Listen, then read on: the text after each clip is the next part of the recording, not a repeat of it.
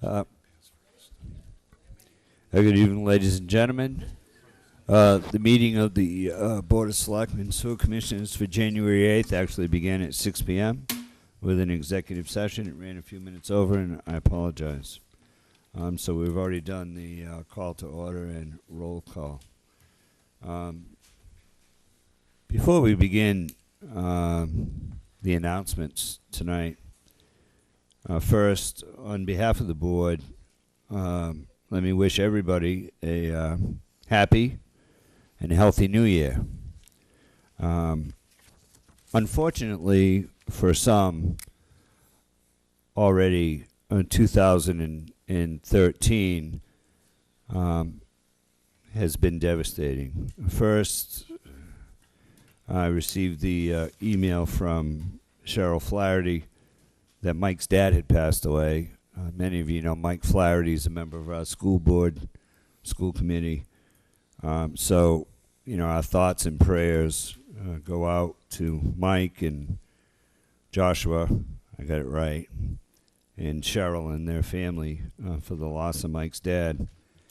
And then, I think even more personally devastating for me, was a good friend of mine, was, many of you know, over the years in Onset, Onset became one of the blues capitals of the world. We had people who traveled to our town to play at the Blues Cafe for many years. Grant McConnell passed away this week on Friday after a 2-year battle with cancer. Many of you know Grant. He always had that. Even though his hair was kind of short, he always had that little ponytail hanging off the back of his head. But he was a good friend, and him and Michelle dedicated several years of their lives to Onset in the town of Wareham by running the Blues Cafe. So I wanted to pass along our thoughts to Michelle. I spoke with her tonight, and she's doing well. And of course, people from all over the country sending her notes. Performers that have traveled the world played right here in Onset. Mrs. Begley is also from Onset. And we're very proud that we had those years of the Blues Cafe. So many people are not experiencing a very healthy 2013. So if you'd keep those families and the many others, as you know, I think it was just before New Year's, Mrs. Deacon's passed away. John's mom. She was a pillar in this community for many years. So for everybody who's suffered a loss here in the first 8 days or so, let's just try to keep those people in our thoughts and prayers. Thank you. Mrs. Winslow. Thank you, Mr. Holmes. We have one announcement this evening. The WCTV Live Auction and Entertainment Take 4 Spring Fundraising Opportunity for Wareham Nonprofits. WCTV Live Auction and Entertainment Take 4 is May 18th. WCTV is seeking Wareham nonprofits to join the partnership, with each organization equally sharing the efforts and profits. Promotion of event is televised the month prior to the event, so it is also a great opportunity for nonprofits to showcase their efforts as well as raise funds. Information and application are available at WCTV's station at 505 Main Street, www.warehamtv.org, or contacting Sally Morrison at sammorrison@comcast.net. Applications are due January 31st. Mr. Teitelbaum, do you have any announcements? I do have one. The Affordable Housing Trust is meeting this Thursday at 2 o'clock, and I believe at 3 o'clock we will be, at that point, receiving the presentation in the form of a public hearing of the draft affordable housing plan. This is a document that by law has to be created at certain intervals. I think it's every 5 years. But anyway, it's your opportunity to show up, comment, listen, learn about what's in the document. There's a very good consultant that the Affordable Housing Trust has hired to assist the trust in preparing this, and she's going to offer a presentation on this. And this is the first step before this document will eventually come to this board for review and acceptance. So if you have something to say about affordable housing, that is the time to do it. 3 o'clock, and that is in room 225, which is downstairs in this building, 3 p.m. on Thursday. Mr. Slavin? Wareham Historical Society on the 21st will have an event at the Methodist Meeting Hall, which is on Monday at 7 o'clock. Frank Heath will be doing a presentation on circus trains. Thank you. Mrs. Begley? Nothing, thank you. Mr. Holmes? Anything in addition to?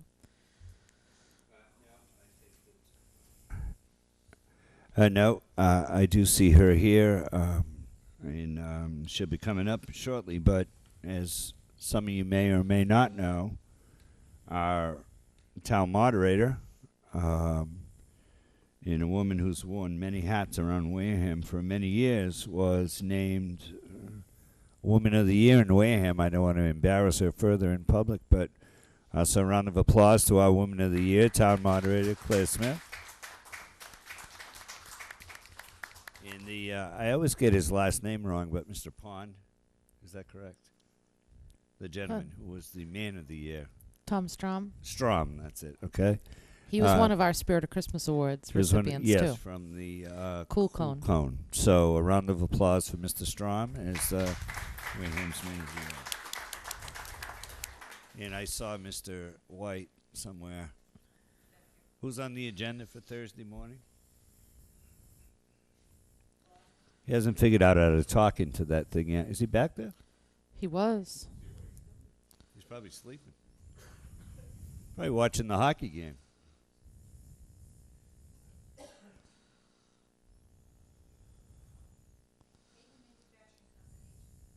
Hayden. Oh, Hayden Manufacturing Company will be here Thursday at 9?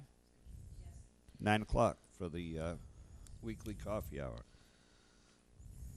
Okay.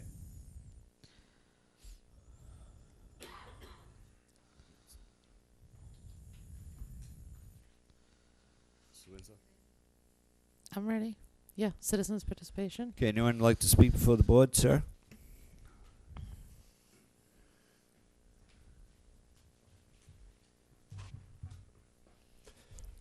Hi, my name is Joe Mulkern, and I'm representing the Disability Commission. The commission met last Friday for the first time I've been on in 2 years.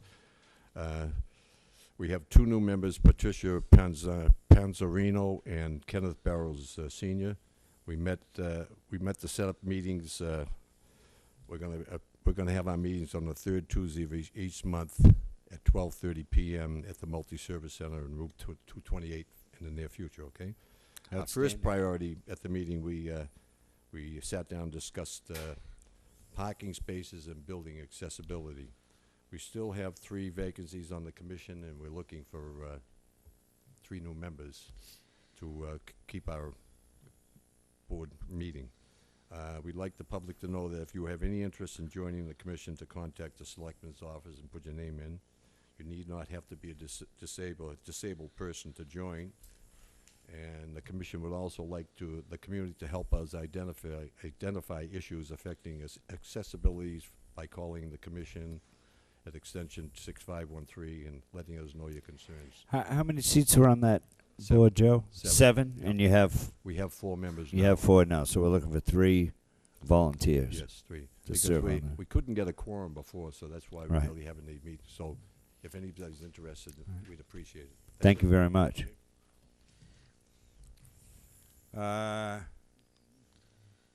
Sir? I'm kind of going right to left, so. Not sure first off, Kevin Rakos, Cremisa Road. Not sure if I should be speaking here or When you start talking, we'll figure it out. number 7. Probably put your sewer commissioner hats on. Okay. Basically, what I have is I own 2 parcels on Cremisa Road. One with my home on it. One was an extra lot behind the house.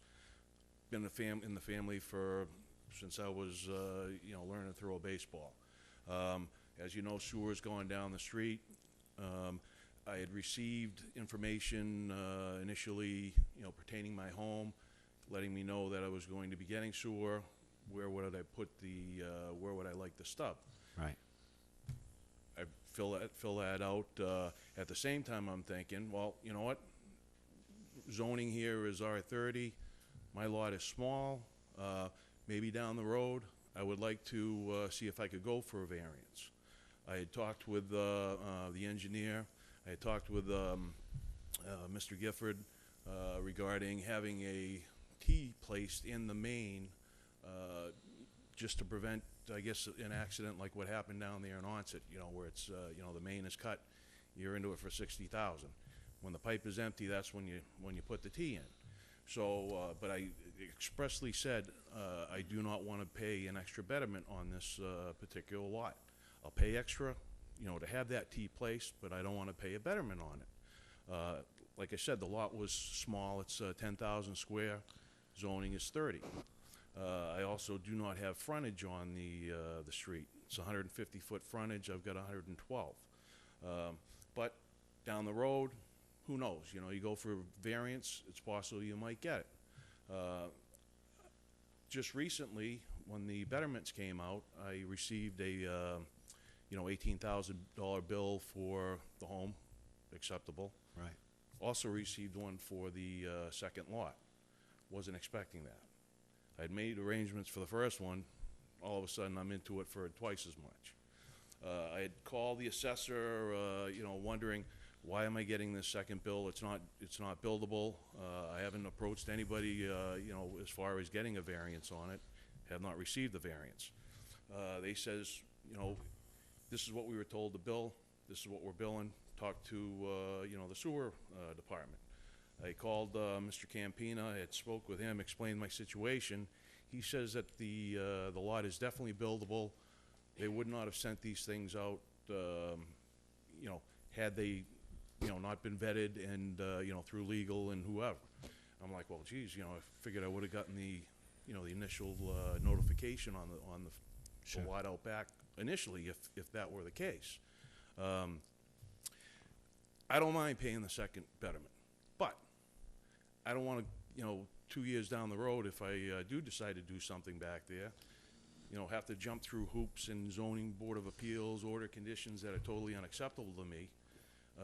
You know, is there something that I can get stating this is truly a buildable lot, you know, no order conditions, blah, blah, blah, other than, you know, single-family house. I'm not going to build a, you know, Right. mansion there. You know, the good news is that I have the people in the room that could probably address most of that. Mhm. The bad news is I can't do that during citizens' participation. So Okay. here's what we do, Mr. Sullivan, if you wouldn't mind getting with Mr. Campina, get with this gentleman, and figure this out, and get back to us on Tuesday night with some sort of an answer.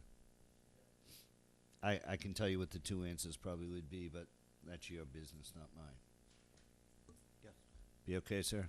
Yes, like I say, I can't have a meeting on it tonight Yeah. because obviously yeah, it would like I say, violate I just the want- open. looking for some sort of, Yeah. you know where I'm coming from. Mr. Sullivan will reach out to you. You have Right. all his information? Mr. Campina, do you have his information? Yes, I do. Okay. Thank you. All right, you're welcome. Thank you. Mrs. Smith, Woman of the Year. I won't say that anymore this year, okay? Great party, by the way, on New Year's Eve. I should have said that in the announcements, but that was really very, very nice. Unfortunately, my dance partner didn't show up. You tried to help me, but I couldn't dance with my back, and Dolores couldn't walk. So, But you did good. but we had a did great good. time. It was very, very nice to see people get together in Onset like that. It was very nice. It was a wonderful time, and I hope the first of many to come. And I hope that next year many more people will take the opportunity and come out and enjoy. The food was great, the band was good, the company was awesome. very So good. it was a good time. Yeah. So, and thank you for your recognition. I tend to rather like to do things quietly behind the scenes, but I just want to say thank you for that recognition. I won't do it to you anymore. Thank you. I'm here tonight with members of the Hurricane Sandy Coalition to update you on what's been happening over the past month or so. And first of all, I want to thank everyone in the community. People in this community have a spirit of kindness and generosity that we don't really tend to recognize all that often, but when something happens, it comes to the forefront. And our plea for donations to help with those people in the Oakwood Heights section of New York received an overwhelming response. And I want to let you know that on December 22nd, through the generosity of two gentlemen who volunteered their time to drive down, and a gentleman who picked up the cost of a U-Haul trailer, they left very early in the morning to deliver a very full U-Haul. In addition, a group of WCTV people went down to be there, to take photos, to assess the area, to get a sense of what has been going on down there that they could take a look at and bring back to us. But what was even more exciting was at noontime and at 3 o'clock, we had a live feed. I don't know if anyone had the opportunity to view that, but some of us went to the TV station and actually connected live with Guy and Rescue and got to meet them in person. It allowed those at home that did have the opportunity to view it to see who the people were that were helping. And it went perfectly. Jamie Rabin is here tonight. Jamie was our woman down there with the microphone that interviewed people, and I just want Jamie to give you a brief overview of what they found when they went down there in their experience, because I think it's important going forward, knowing that this is going to be a long-term process that we're going to undertake, and we want the people in the community of Wareham to understand what we've done, what they are still going through, what we still need to do to help them. So Jamie can give you a brief overview, having seen firsthand what was happening down there. Sorry, I feel awkward. We don't usually let you speak at these I meetings. know, and I'd rather not, but Claire has. I'm Jamie from Wareham Week, and I was lucky enough that WCTV let me tag along with their adventure. And what we found when we got there was shocking for me, and I think really humbling for all of us.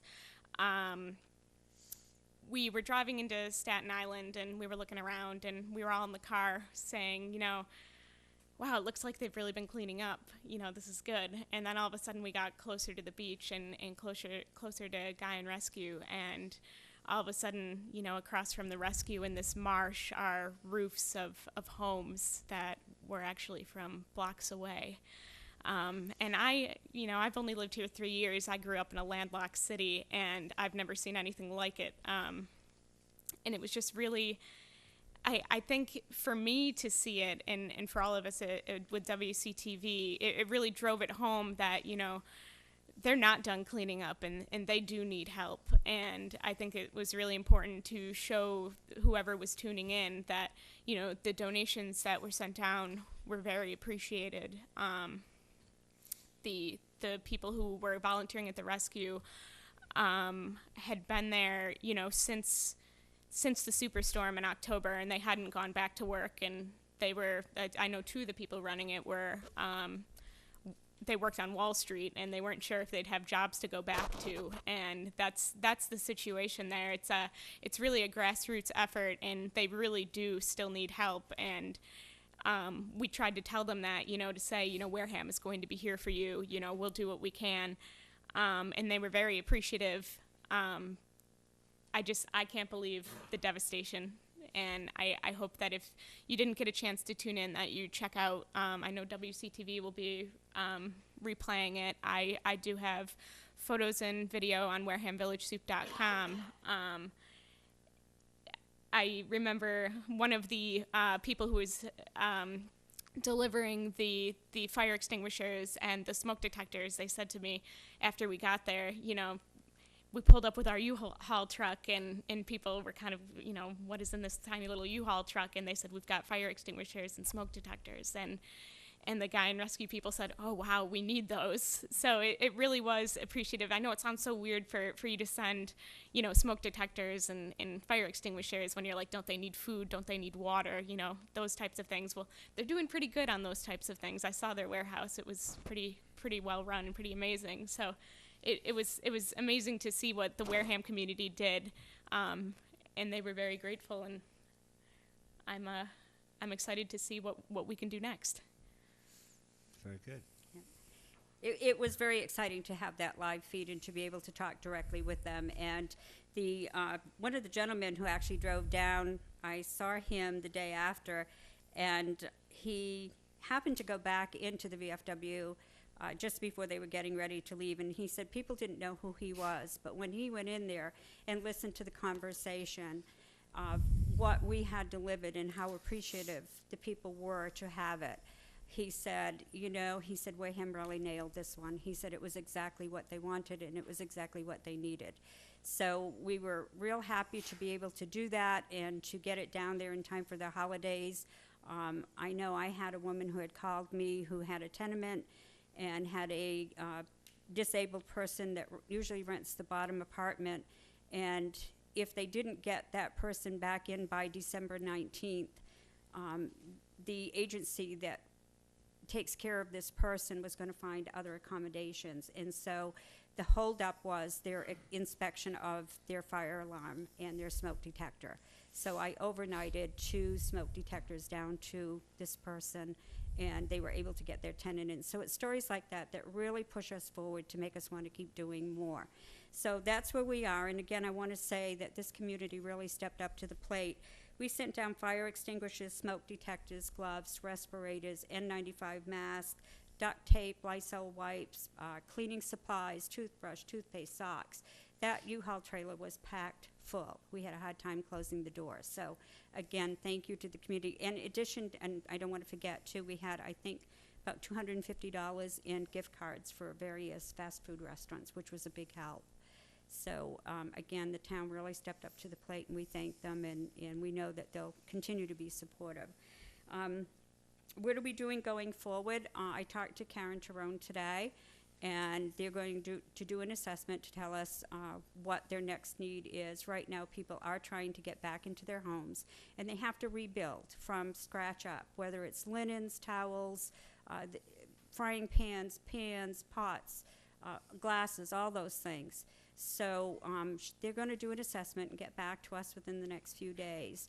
And that will give us another target. We'll have a meeting next Monday at 4 o'clock, and I don't have where we're going to meet. I've asked for a room. But if anybody wants to contact me, we certainly would welcome any additional help if anybody wants to step in. We do have some funds available. The community has been very generous in monetary funds, so we have a little bit that we can get going on for the next step. I would like Sally, I know I don't want to take a lot of time, but Sally, moving forward, we have a program called COINKS that all of the businesses are going to get involved in, and if Sally could give a brief rundown for you so that we could get the word out, so that we can get the businesses to step up as well over the next couple of months, and she can explain the COINKS program for you. And anybody can see the entire live, no longer live, the December 22nd. Also, if you go on www.warehamtv.org, go on video on demand, go on WCT events, and listed there is, I believe in total it's 35 minutes, which has the interviews from the 2 of the guys that originated Guy and Rescue, and Jamie's interviews with them, and also some one of the interviews that are taking place down by the beach, where the steps lead to nowhere, except that there's an American flag at the top of the steps. Is pretty. It kind of explains it all. So and those there's also footage that was taken besides the interviews, and that is being currently edited right now, and believe will be up shortly for people to really see what's going on down there, and any updates that Wareham Hurricane Sandy Coalition does, WCTV is the communication conduit for all that kind of stuff. So one of the things that that we started, I as WCTV, but also am MA Children's Relief, which was originally MA to LA Children's Relief, and it was the Wareham Hurricane Katrina. And that was a long haul of 2.5 years before they told us they were all set and had enough of their businesses and families back online to help those that still needed help. And one of the key things about that whole thing was making sure anybody in our community, regardless of age, ability, or finances, could participate. And you could already hear from some of the things like a fire extinguisher. Somebody'd say, I can't afford a fire extinguisher. But also wanted people to be able to participate. And so then that's where these little blue beauties, where the Wareham Coink has come about. And so these pigs, which are coinks, which is coin and oink mixed together, they are not just for businesses. They are already out in classrooms. And just looking at them, I seated them in a few of the schools, and then I'd get an email saying, where can I get a coink? And that was the whole purpose. And the banks are donated by Rose, well, not directly by Rose, but yes, Roseberry from Eastern Bank said to me, as many banks as you want, you'll have them. So, and we started with the schools because and the kids are enamored, and we hit the streets today. It's referred to Rose and I were streetwalkers today, and it was, I do a lot of community stuff. I have never had such a response. Being by Rose, is that we didn't get as far as we wanted to. Yes, I talk a lot, and so does Rose. It was the business people who had jokes, who had ideas, who whatever. Every place we went, there's a pig there, and whoever has a pig gets one of these. They post that in their window or their classroom or their office. Or if it's a nonprofit organization. We don't do for individuals or whatever, it's for groups. But they also importantly post this. And so, and this is the Guy on Rescue logo.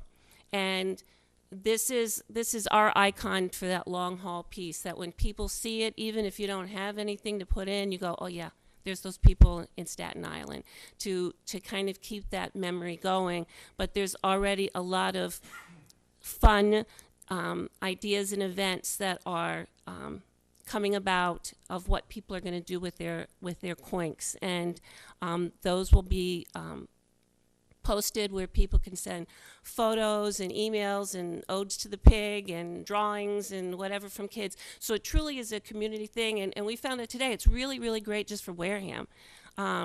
The camaraderie on Main Street, and who's got one and I want one, whatever, that piece, but it's also really helping out our pals down at Guy and Rescue, so that any business, as I said, classroom, office, or organization that would like to have one of these Wareham coinks, they can contact me, and that would be Sam Morrison at Comcast.net, or to check in with Roseberry or Steve Marshall at Eastern Bank.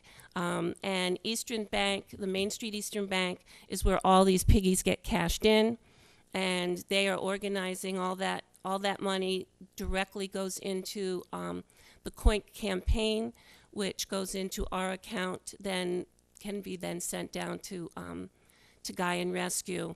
And probably last, I should say, while it can fit coins, I've already checked, it can also fit bills as well. So again, anybody wants to have more information about that, they can go again to www.warehamtv.org. Everything about Coink and how to adopt a pig is there, or to contact Rose or Steve at Eastern Bank, or to contact me, and we would gladly love to do that. And the other way that we're pushing that costs no money is to go on to Guy on Rescue, or to go on through warehamtv.org. There are direct links to Guy on Rescue, and like them on their Facebook. And they have an unbelievable timeline. It gives you everything. You know there are no shenanigans. You know these people really got their acts together, and they're also a lot of fun to work with. But to let them know that people from Wareham are with them, and we're still collecting messages, cards, drawings from kids that have somewhere on that Wareham Mass, and all those are also continuing to go down and will be distributed not just at Guy and Rescue, but through schools and through churches and organizations, so that they know through the winter, through this year and through next year, that there's another coastal community that hasn't forgotten what they're doing. Thank you very much. Quick commentary from the board, Mr. Titlebaum. Thank you and all of the members of the Sandy Relief Coalition for your hard work here. It's a real credit to our town. Clearly, we are as vulnerable as this community. We're helping, and I hope that one of the things we all realize from this is that it's good to band together to help other people, because someday, whether we like it or not, we may be in a similar situation. Thank you. Mr. Slavin. But what I'd really like to do is thank, there's a lot of people who don't come forward. They're very quiet in the background. We have an area that we stored a lot of product in. Nobody's asked for anything. I'd like to thank all those people who have gone out of their way to just help without asking anything back. Thank you. Mrs. Begley. Thank you, Mr. Chair. It's great to see the community come together for another community, and it's especially great to see you having so much fun doing it. The generosity has always astounded me here in Wareham, but this has certainly gone above and beyond. I've traveled around the world helping with disaster relief, and so many times very small communities in the United States kind of get pushed to the side or forgotten. So thank you so much for all the efforts that you've put into this. Mrs. Winslow. Thank you, Mr. Holmes. There are a lot of people doing a lot of hard work, and I greatly appreciate it. And the community, of course, stepped up to the plate. I listen to iHeartRadio when I'm at work, and the station I like is out of New York. And they were talking today about how some of the devastated communities are, to the point now where some of the small businesses can reopen. And so this Saturday is going to be a big day for them. And American Express is, doing their small business Saturday. And it's nice to hear that. And these communities aren't recovering in a vacuum. There are communities like us all across the country that are reaching out and helping them get to the point that they're at. And I'm really looking forward to the day when our community opens its doors to the public again. That's going to be a real accomplishment.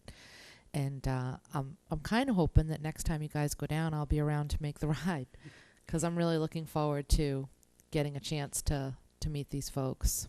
One of the things, we have a meeting next week that I'd like to toss out at that meeting is I'd like to put together a group to go down and volunteer for a day. They still have needs of cleanup and needs of volunteerism, and given that January and February tend to be slow months for people, maybe some weekend very soon we can put together a group of volunteers. It's only about a 5-hour ride down. We could do that early in the morning, spend the day, and drive back. And it would be fun to do. It would be heartwarming for all of us to go down and do it. And so I will add you to the list of a volunteer. Absolutely. And I'm also hoping, and I was going to bring this up at next week's meeting, but I'll bring it up now since we're talking about it, that we could reach out to the private schools in the area. I mean, we have St. Margaret's, we have Sacred Heart, and there's one in Fairhaven, St. Joseph? Francis. Francis. And just, yep. Francis is a Acushnet. Yep. St. Francis is in Acushnet. And see if we can get these coinks. I mean, a lot of children from Wareham attend those schools.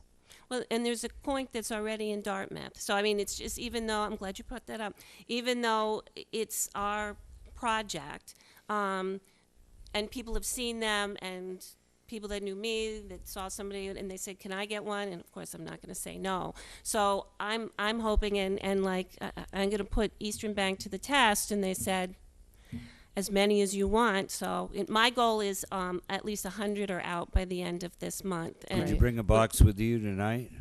I can coink you right up, baby. No problem. Maybe you could bring some coinks in, and we could all take them. There's been a lot of drop 'em talk. I out. mean, these things get Coinks. people thinking about the fun things about as well as raising the money, and kids just look at them. But it'll be great for our local businesses because kids are familiar from the coinks from the school. Then they're going to go into some bit, and then there's a coink, and so it's really. We wind up winning on this as well as really, really helping out some really great people down at the other end. I mean, they are, you could sit beside them and have a chat and a beverage and really enjoy yourself even though you've just met them. They're very, very gracious people. And really, like I said, I'm very impressed. Having done Katrina, I am so impressed of how they have their act together and all their ducks in a row and bases covered and their priorities from who gets first between the elderly, the disabled, the children. I mean, it goes right down a priority. It's almost like a military operation with a lot of without all the consequences for other kinds of behaviors. Or what I mean, it's what you give is going exactly to who it needs with no monkey business in between. Well, thank you all very much. Thank you. And you know that you can come here every Tuesday night that we're here, and I can't give you this much time every Tuesday, but I'll get shot in the hallway. I'll get you at A&E. So if you have some coinks in the car and you want to drop them off, I'm sure that there's a bunch of people I love up the here that could alliteration. get them out. Mr. Mrs. Chairman. Smith, did you have anything else? I do. Just a quick update on the Summer of Celebration, which is also moving Yes. along. I received an email, actually, from a woman in Wareham, England, who was looking for a connection to the Wareham Boy Scouts to set up a partnership to do an international badge program from the Little Cub Scouts all the way up to the Eagle Scouts. And I've put her in touch with the Boy Scouts, but it also gave me the opportunity to ask who the new mayor is and who the clerk is. So I have that information, and at our next meeting, I know we've tossed around the idea of perhaps coming before you to ask if maybe a delegation might like to go over to Wareham, England, and invite them here for the celebration of 2014. So that will be something we'll be talking about. We meet the Monday after next at 3 o'clock in the afternoon. I have my mom is probably watching. When that starts to happen, and remind me if you would, I have some boxes in my cellar of very vintage Boy Scout material. Okay. That was my dad's and was his dad's, and I'm sure that my mother would be happy to see you take it as part of your program. Right now, I think we have a real good foundation about what's going to happen in 2014. We've put together a plan of action, and what we're looking for now are volunteers. So it's going to be broken down into several different committees, and if anyone has any interest in joining us, if you'd like to get involved in fundraising, putting on some events that would raise some funds, because you have to remember that if there's a parade or different events that are going to be going on, there are things that do involve a fee, and so we do have to start fundraising now. Historical, we anticipate that there'll be a whole week of historical information and programs put on going back to early Wareham, bringing you up to date to today's Wareham with displays. So anybody that's interested in Wareham's history or history itself that would be willing to work on that committee will be looking for volunteers. The militia is looking to reactivate, and it's making some great progress, and I know Mr. Holmes, you said that you'd be willing to buy some knickers and join. Absolutely. We're hoping for a 3-day encampment somewhere in town, and it will be a fun weekend for that. So anybody that's interested in the militia or the drum and fife drum corps, putting that together. Anyone that might have any of the instruments from the 250th celebration. Some people might have something in the attic. If you can dig that out, we certainly would appreciate you coming out with them and joining us.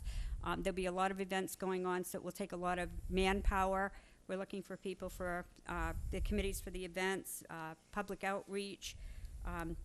We also have a committee called Beautification. We'd like to start off that spring with beautifying Wareham, maybe doing some door decorating contests, cleaning up some yards, having some contests that will spruce up the area before we even begin. So we're beginning to move along quite quickly with that. So at our meeting, a week from Monday, 3 o'clock, the Wareham Historical Meeting House, anyone that's interested in joining the committee, we want you to come out to that meeting, sign up, and we'll assign you to the committee chair of that person, and each of these committees will work independently and will report back to the steering committee. So we're making some progress on that as well. Outstanding. So thank you. I am sorry we took so long, but it That's was okay. exciting to have so much going on over the holiday with Guy and Rescue and being able to deliver. Thank you all. Thank you all very much on behalf of the town. Thank you. Moving over this side, was there anyone else? Mrs. Slavin? I'm sorry. Yeah, right to left. And you're next. 3. I have 3 Oh, things. it's Girl Scouts. This is my remembering. I have 3 things. I'm Oh. going to make them as quick as I can. Thank you, Mr. Titlebaum, for mentioning the Affordable Housing Trust hosting the public hearing. I just wanted to people know that the 97-page document for the production plan is available online, the Wareham town website, under the Affordable Housing Trust Committee. So if someone's interested in it, it's a tremendous amount of information comparing several of our census, information about the town, the people, our housing needs, where we are, where we've been, and a whole section about what is planned for our increasing our housing stock. Number 2, a couple weeks ago, Mrs. Spinks put an article in Wareham Week regarding cleaning up Minot Ave this weekend. I just wanted to let people know it doesn't have to be Minot Ave. It doesn't have to be this weekend, but our litter's getting worse. I know once that snow starts to melt, it's going to be disgusting. So as Karen mentioned, do Minot, but to me, go out and do any section of town in your neighborhood. It doesn't have to be Minot. And if you are doing Minot, do it in pairs. The speed on that road is just too dangerous to walk it yourself. You need 2 people, one to watch for the traffic and one to do the pickup. And number 3, that's what it was. A while ago, this committee talked about reviewing all of its policies, and I'm very pleased to see there are 4 on the agenda tonight, but I'd like to know where anybody can find the complete list of Board of Selectmen policies. Are they public, and where can we find them? Sure. They're public. You have a nice piece of paper there, a nice book, but how is a person in the general public? Just send an email to the office. They'll be happy to send you an email. Or you can go in the office and get the list. They're available in the office. Are they in the library?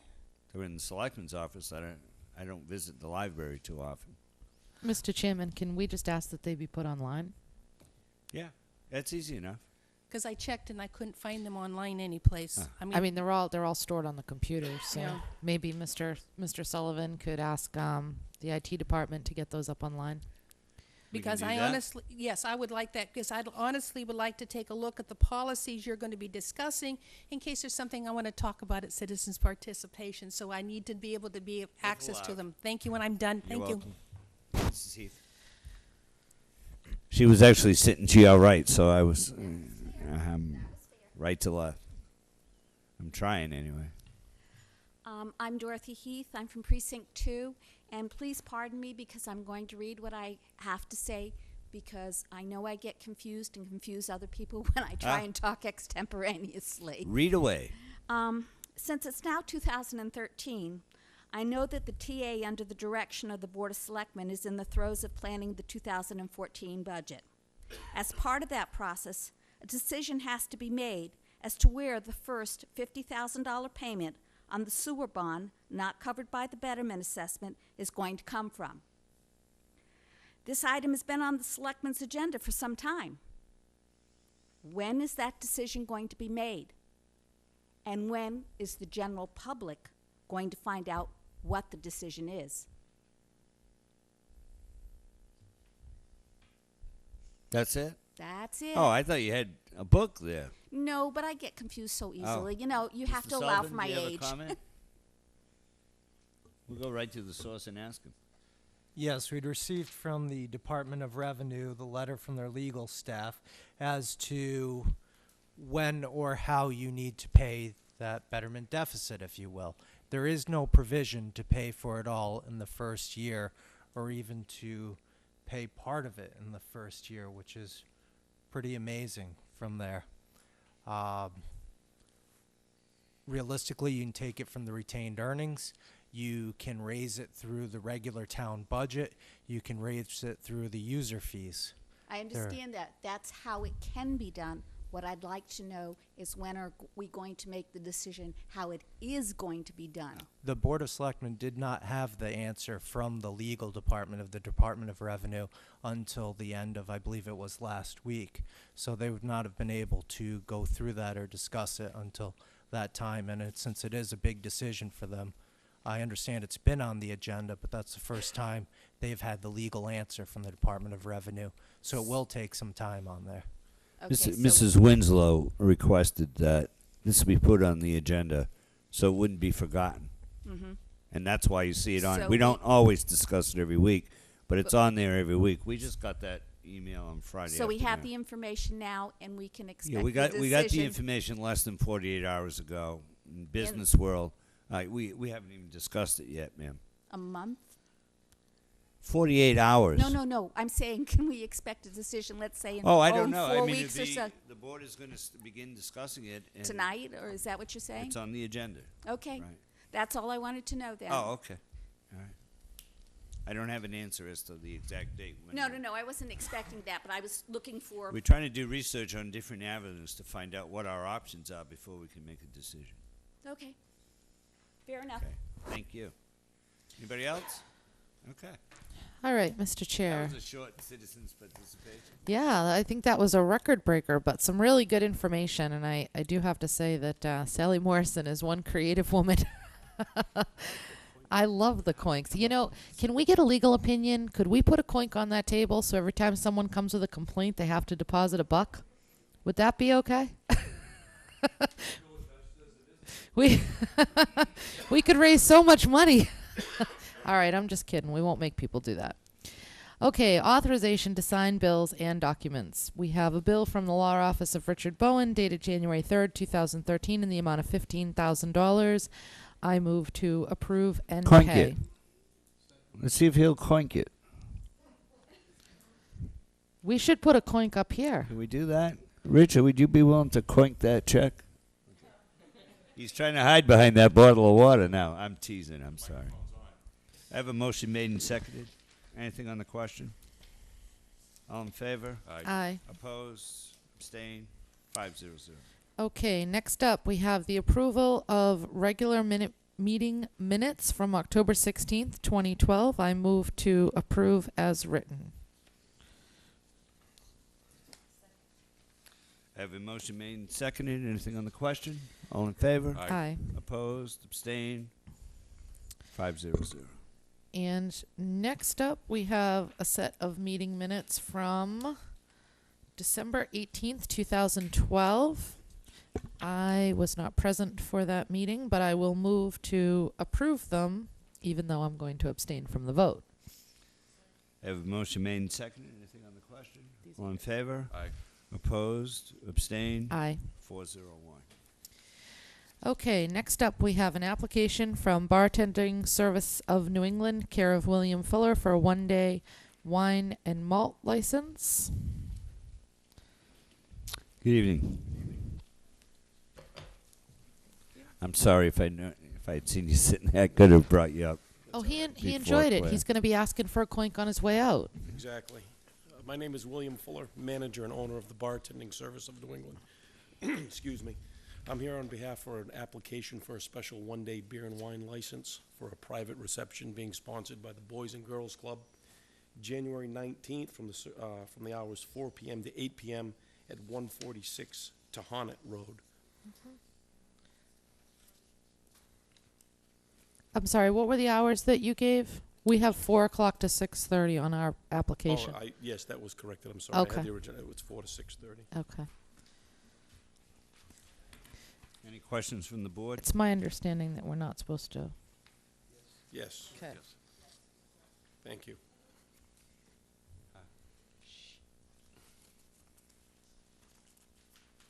Nobody has any questions? Good. Mum's the word. Mum's the word. Ah. I move to approve the special license application by Bartending Service of New England for January 8th, for January 19th, 2013, 4 to 6:30 p.m. at 146 Tyhonet Road, Wareham, Mass.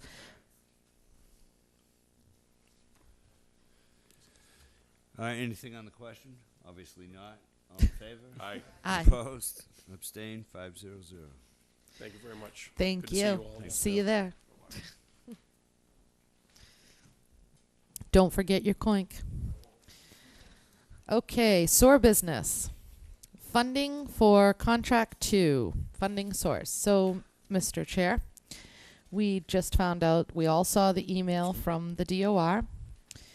And while I personally felt that it was good news that we don't have to fund that deficit in the early years, that doesn't change the fact that the structural deficit does exist, and ignoring it will only kick that can down the road and exacerbate the problem, in my humble opinion. So while I think we're off the hook for my immediate concern, it doesn't change the fact that that concern exists, and while we obviously have matters that are more pressing than this at the moment because we don't have to worry about it, according to the DOR, for the upcoming budget, it would probably behoove us and the community if we put a plan in place to address it. And perhaps we don't have to do that right this second, but I'd like us to agree, that the Board of Selectmen will, by a said date, have a plan. That's my thought. Mr. Titlebaum. I agree with that. This town meeting vote occurred on our watch, so to speak, so I think the responsibility lies with us to conclude the matter by ascertaining and setting up the funding source to fully resolve the question once and for all. Again, it's not something that has to be addressed this year, but I think really it's a responsibility I don't think we should shirk. I think it's something we should undertake and deal with and finish.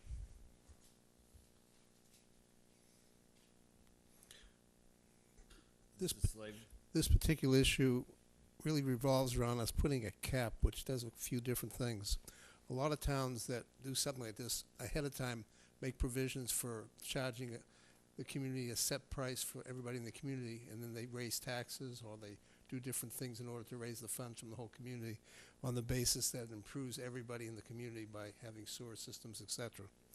We're going to have to look with the town administrator as sewer commissioners to determine where the money is going to come from, whether it will come from the town side, whether it will come from retained earnings, whether it can come from the actual meals tax money, because that's available for capital expenditures, which this falls into as well. So I would think what we have to do is sit down with all the parties involved as far as the financial end and look at the best possible situation for everybody before we make any decisions at all. This is a complex decision to make, even though the dollar amount per year is small. Thank you. Mrs. Begley.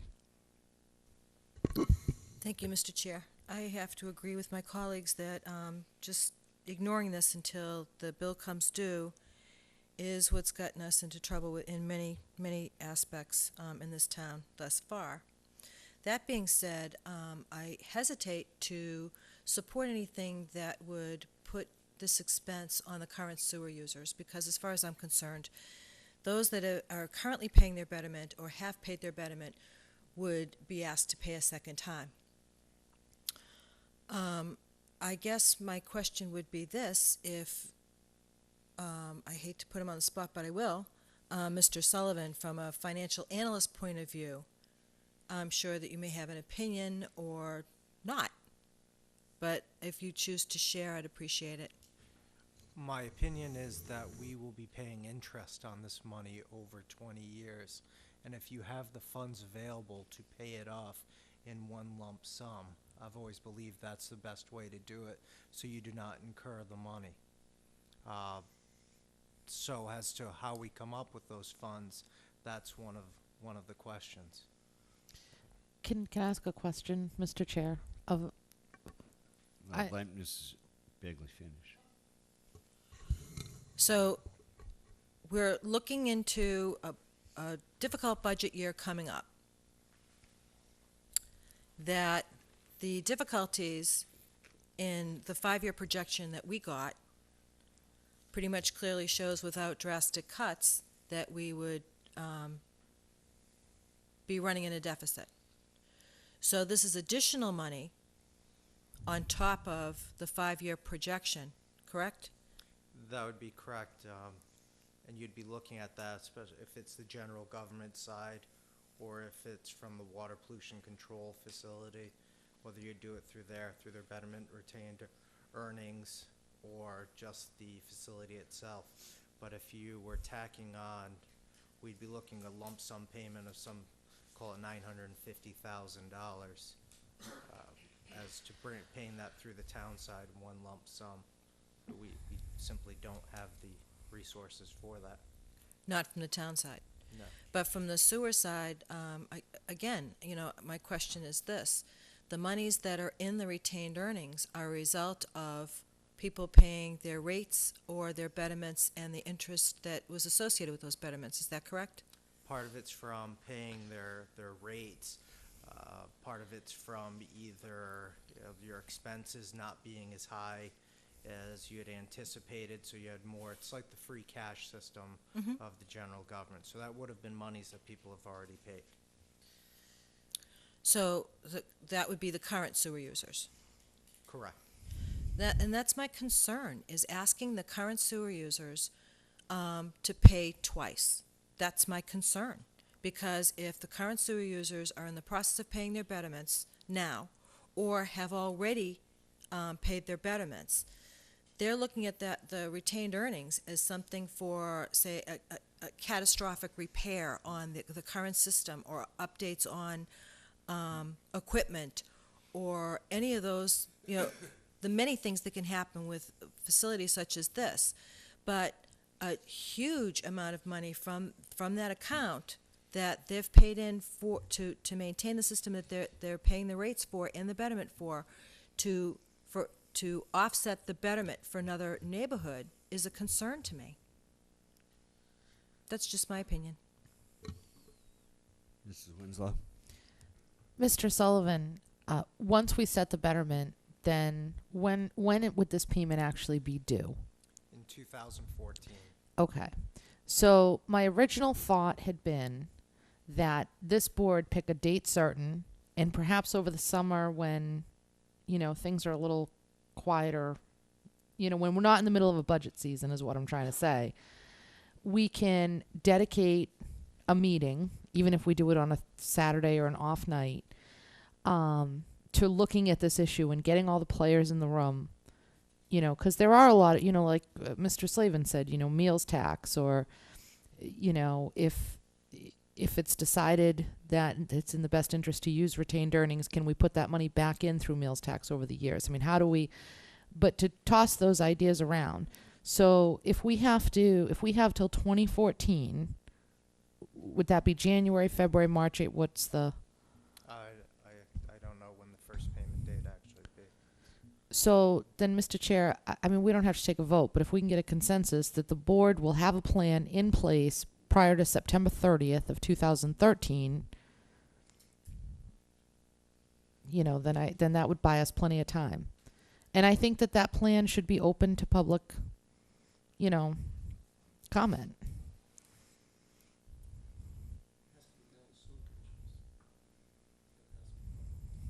No, that's what I'm saying. But I'm saying, instead of trying to do it in the middle of a board meeting where we have, people sitting waiting for us to get to them, if we pick a Saturday morning or an off night, then we can have that conversation with everybody in the room, open to the public, so that the public can comment and express their concerns and we can try and address them. And if we accomplish it by September 30th, that still buys us a little time to make sure that what we want to do is legal, gives town council time to look at it, gives Derek time to get it to the DOR, make sure that we're not going to get any, problems from them down the road. That would be my suggestion. But we have to commit to getting it done. Yeah, and I just want to be clear here because this is a recurring agenda item. It's on the agenda every week. The email, the correspondence that people are discussing was in no means a solution or a resolution to this issue. It was a question that was asked by the board of Mr. Sullivan to get information on. So that's, nobody's voting on anything, just to be clear again. That was one question that came up that we got an answer to. I think that there are several options to take care of this in terms of funding. And we need to visit all of those options over the next month or so to make sure that we understand exactly what we can do and what we can't do, and then you formulate the plan to pay the bill. But I think that over the next couple of months, we should be able to get that done reasonably well. We've, just off the top of my head, I know that Alan talked about some of the taxes existing, redoing some of that money. We've talked about some of the energy savings, using a piece of that money to try to offset some of this, right? So I mean, there's a lot of things that have been suggested. This was just one question that was asked, so I don't want anybody running off saying the DOR said we don't have to pay the bill now. That was just one question that was asked. So I think that we're all, it sounds like we're all on the same page. But there's no kicking the can down the road because my phone's already been ringing off the hook because this issue isn't over with contract 2. We still have contract 3. People are already calling saying, hey, betterment's going to be 18 grand, let's move. So I think as sewer commissioners, we have to look at that piece as well. Well, I agree, Mr. Chairman, and that's why I think it's important for us to keep this on the agenda and to talk about our ideas, but I would really like to have a dedicated meeting and some dedicated time where we can really vet through everything in one place instead of piecemeal week by week. I agree. And I'd really like us to commit to getting this done by the end of September with a solid plan in place. Yep. Okay. Mr. Campino? Sewer connection, 3 Old Glen Charlie Road. Oh, and there's somebody with you, so. Yes, Mr. Brian Grady from GAF Engineering is here on behalf of Mr. Christopherson. Good evening, Mr. Chairman and members of the board. I apologize for getting right into it, but Mr. Christopherson has a failed system in a 2-family, I believe, or it may be a 3, but it's a multifamily home on Old Glen Charlie Road. It abuts a vegetated wetland. And so it's a concern about a new septic system. So Mr. Christopherson has hired GAF, and they've come up with a unique solution to the problem. And it requires coming through town property with an easement for a sewer line connecting to a 2-inch line we have up by Cumberland Farm. So I'm going to give the floor to him, and he can explain it in detail. And any specific questions you have for him, you could. I do want to say that we've walked the property. Mr. Gifford and I have walked the property, the town property, and we agree that this is a very good solution to a problem because it is a sensitive area. So after Mr. Grady explains it to you in detail, then any questions you have for him, we can go from there. Sir? Good evening. Yes, thank you, Mr. Campino. Mr. Chairman, Brian Grady with GAF Engineering, here on behalf of Mr. Christopherson, who is in attendance this evening, if you have any questions for him. Do you have plans to look at? I have a couple extra copies here if anyone needs anything to look at. Everyone all set? Okay. This property's located at 3 Old Glen Charlie Road, which is off of Route 28, opposite Cumberland Farms and the Fan Club. It's the first house on the right as you go down Old Glen Charlie Road. It's a three-family property. The existing septic system is in failure, and as you see on the plan, it's directly adjacent to a bordering vegetated wetland, which is directly adjacent to Union Pond. This system may possibly be within the water table during certain high water, the high water season, winter months, spring months. And as you see also, it's a small lot. It's 20,000 square feet. The bordering vegetated wetlands take up a portion of that in the back. The existing dwelling takes up a considerable portion of the property. We have a parking area in the front, so an on-site solution to this, although possible, would be quite expensive. So Mr. Christopherson, in his conversations with Mr. Campina, talked about connecting to the existing municipal sewer system. And there is an existing stub off of the manhole, which is at the intersection of Depot Street and Route 28, which is in the sidewalk in front of Cumberland Farms. Our proposal is to put in an E1 pump system, which is the pumps that are used in the town sewer extensions for properties that need them, and connect approximately 300 some odd feet to that existing stub.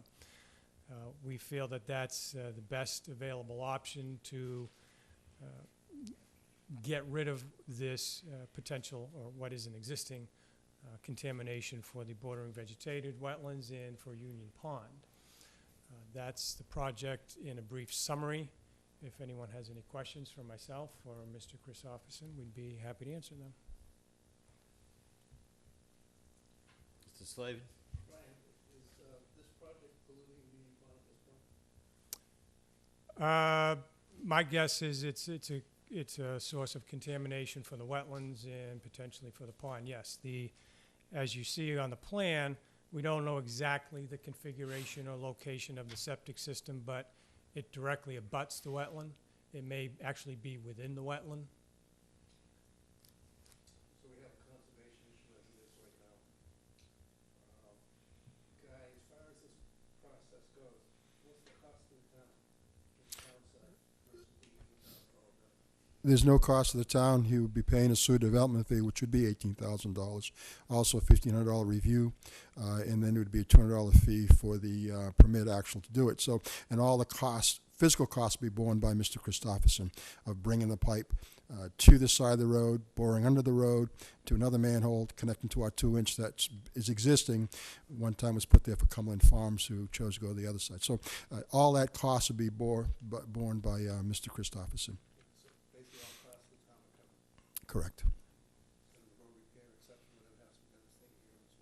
Correct. They're responsible for that. Also responsible for confronting the state. They're going to bore under it. So but that's still permitting they may need. That's all borne by the owner, and the engineering firm will probably facilitate that for him. But yeah, that's none of the costs that will be borne by the town of Wareham.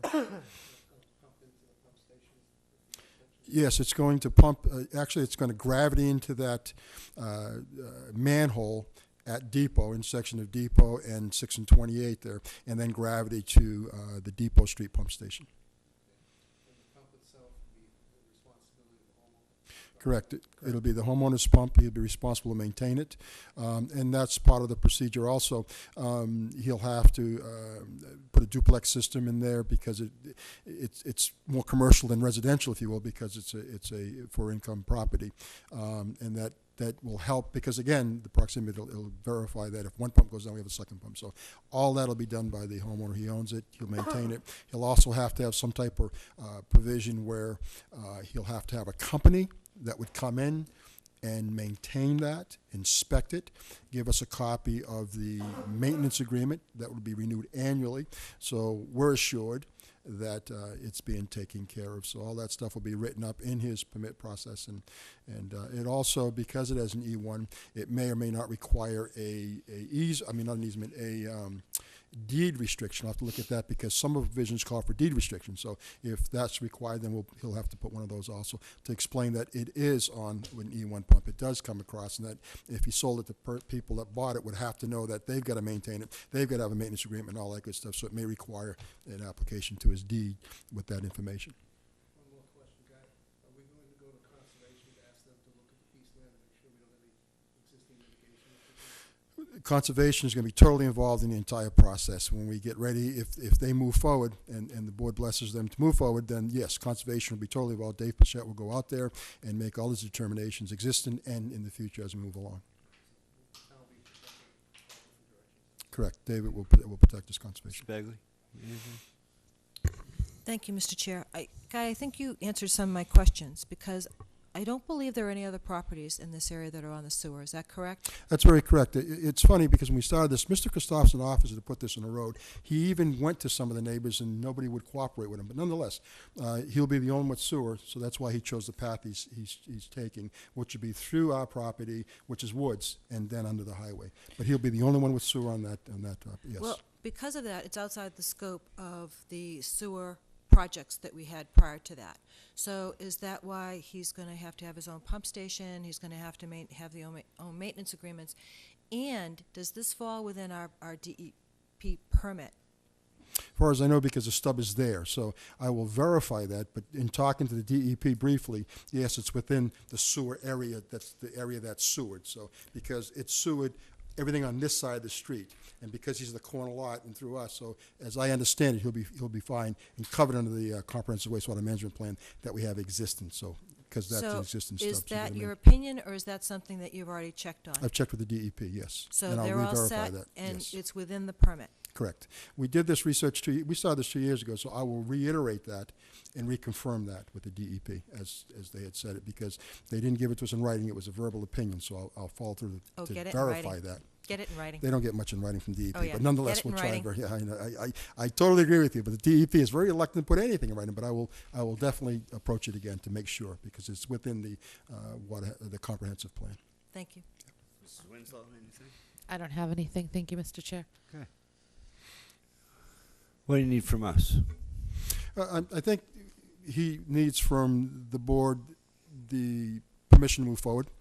It's also going to require our legal, because an easement has to be, he's coming through our property, we have to give him an easement to run his pipe. So we'd have to talk to the town council as to how we'll do that. So we need permission to move forward, talk to town council, and because my problem with, and I explained to him, once he starts spending money, if you say no at the end of that, it's going to be facetious. So if we give him permission to do what he needs to do to move forward, then he can start spending some real money. Right, we can give you permission to move forward, but we can't guarantee that because you started moving forward that everything's going to go through. You have to go through all these other boards. I agree. We're not.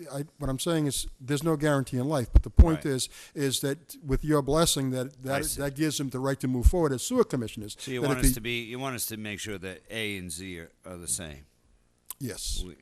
We say okay now, and when it gets to the end, if everybody agrees, we say okay again. Absolutely. That's what you want. That's I right. see Mr. Crisogni shaking his head, yeah. Yes, just so we don't have a. Pleasure of the board. Mr. Titlebaum. Yeah, I can support this, particularly where we're talking about an existing system that's in a failing condition in a relatively sensitive area. I think it only makes sense to go ahead and grant at least a conditional approval to go ahead and do this. Okay. That a motion? Mr. Chairman, Yes.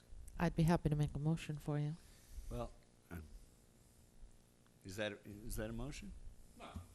Oh, well, I need a motion then. I move that this board vote to approve the sewer connection at 3 Old Glen Charlie Road, providing that the project is approved by any required board or commission, that the legal work that's required on it is completed to the town's satisfaction, and that Mr. Campina receives in writing from the DEP that this is in compliance with our wastewater treatment agreement. Second. Anything on the question? I only have one question. I'm not sure we're going to get an answer in a reasonable period of time from the DEP, number one. Should we falls in the area as far as it goes. The other piece is that we're also asking for an easement. You know, and the easement is not given by the sewer commissions. So we have a couple different things there, you know, in order to get this done. The easement would be a legal question. I think we'll meet Mr. Bowen and figure out how to do the easement, and I'm sure he can draft the paperwork and figure it. So that, I agree with you. There's it's multifaceted. We can do the sewer. Yes. We can't do the easement, the sewer. Right. Right, but I think the point of the motion, Mr. Slavin, was that unless they complete all the functions, then the sewer connection can't be granted. I understand. I'm just saying you can't do anything unless there's an easement to start with. Right. I agree, But- but I think the motion is conditional enough that if these several ducks that we're looking to pick off here aren't all picked off, then it's, by its terms, it's not going to go forward. All right. Picking off ducks, Mr. Titlemom, really? Okay. No sticker for you. All in favor? Aye. Opposed? Abstain? 400. Let us know if you need anything. Thank you very much. Thank you. Oh, wait. Yeah, I'm not going anywhere. Nice try. I was on my way, but I. While we're on sewer business, Mr. Barrows, did you check to see if your daughter got the letter in that envelope? 2 weeks ago, when your daughter got the bill for the tax bill, you said that she didn't have a letter in there explaining what that was all about. Did she get it? Oh. Before you take off, let me get you. I'll get with you. Other sewer business. Can I just ask a question? Sure. Thank you. Mr. Campina, Mm-hmm. earlier Mr. Rakos came before us and asked about being charged a betterment on a lot that is not buildable absent a variance. I don't know if it's buildable. I spoke to Mr. Gifford the very next day that he called, spoke to the engineer. The engineer, before they do the project, they vet this with the assessors department, and then they move forward and they tie in. So, according to Mr. Gifford, that lot was buildable, or at least buildable to the engineers in the assessor at the time the project was designed.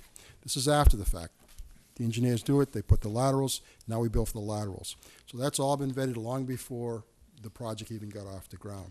So I said to Mr. Rakos, is when he called me, I says, well, that's my understanding. However, Whoa, time out here. Hold on, folks. I thought I said earlier in the meeting that we weren't going to have a meeting about this. And that Well, Mr. he's- Sullivan And- is going to deal with this and get back to us on Tuesday. Well, but what I was hoping was that Mr. Campina It's or not on the Mr. agenda. Sullivan It's not an would- agenda item.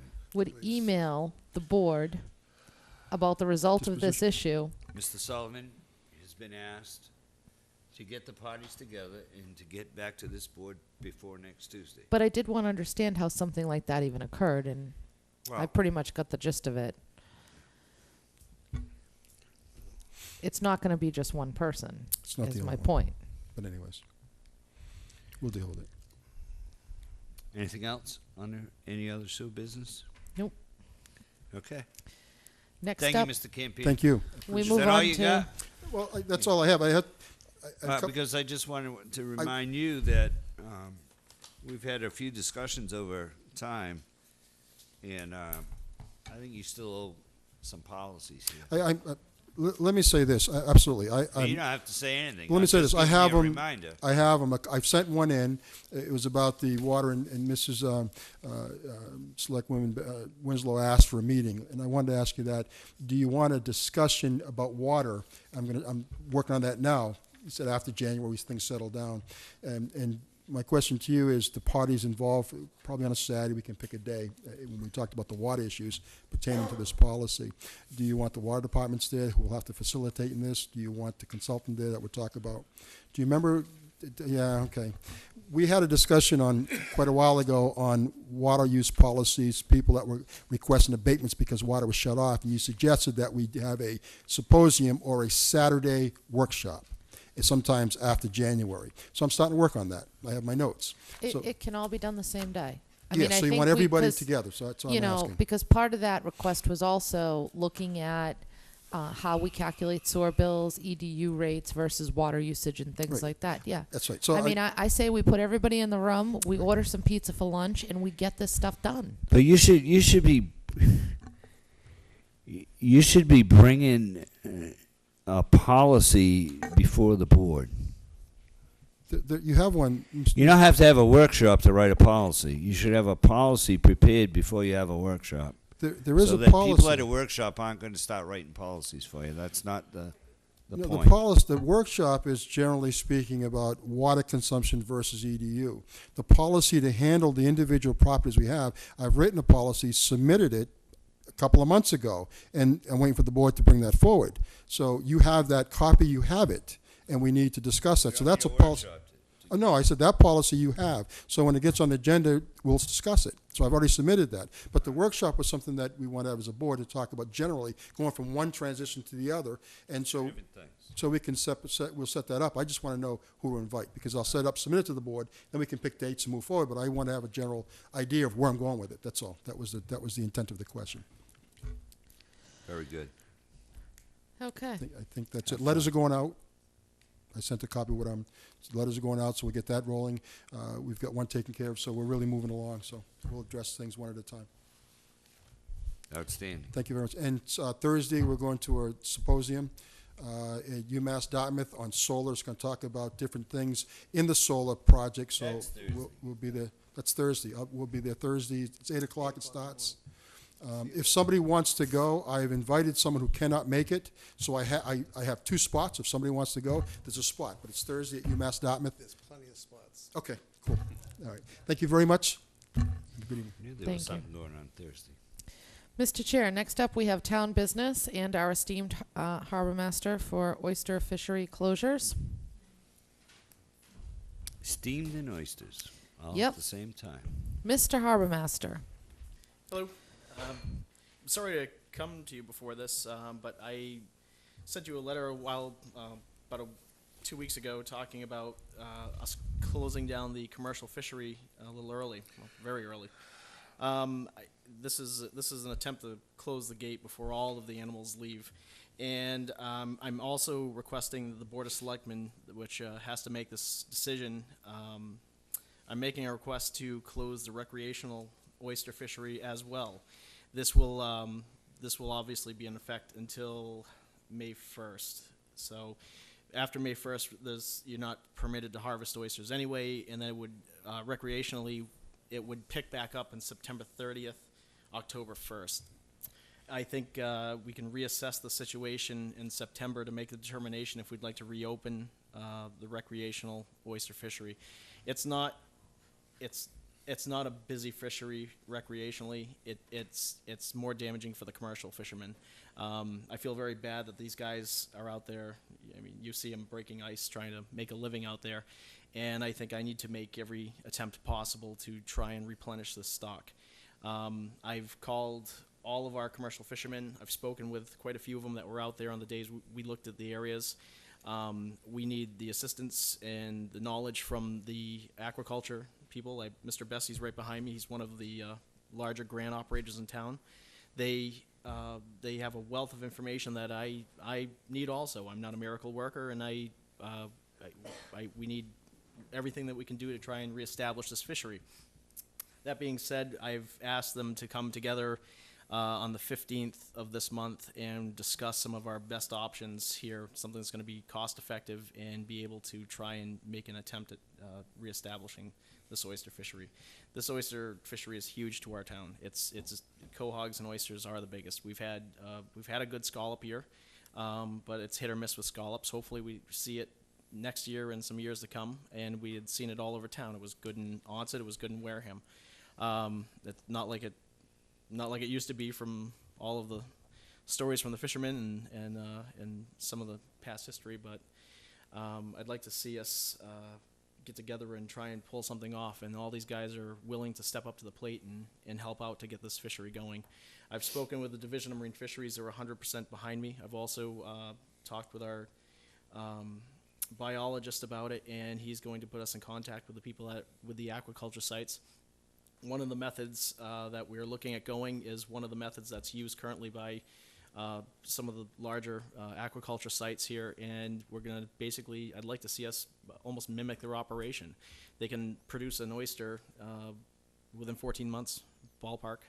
That's enough for us to get out into the open and try and establish it. We've got so many different things that we're looking at between, there are diseases. Unfortunately, the diseases affect the oysters. They still can survive up to a certain rate, and then they eventually die. But some of the time they can get the harvestable sizes and still be with this dermo disease. We do have it in town.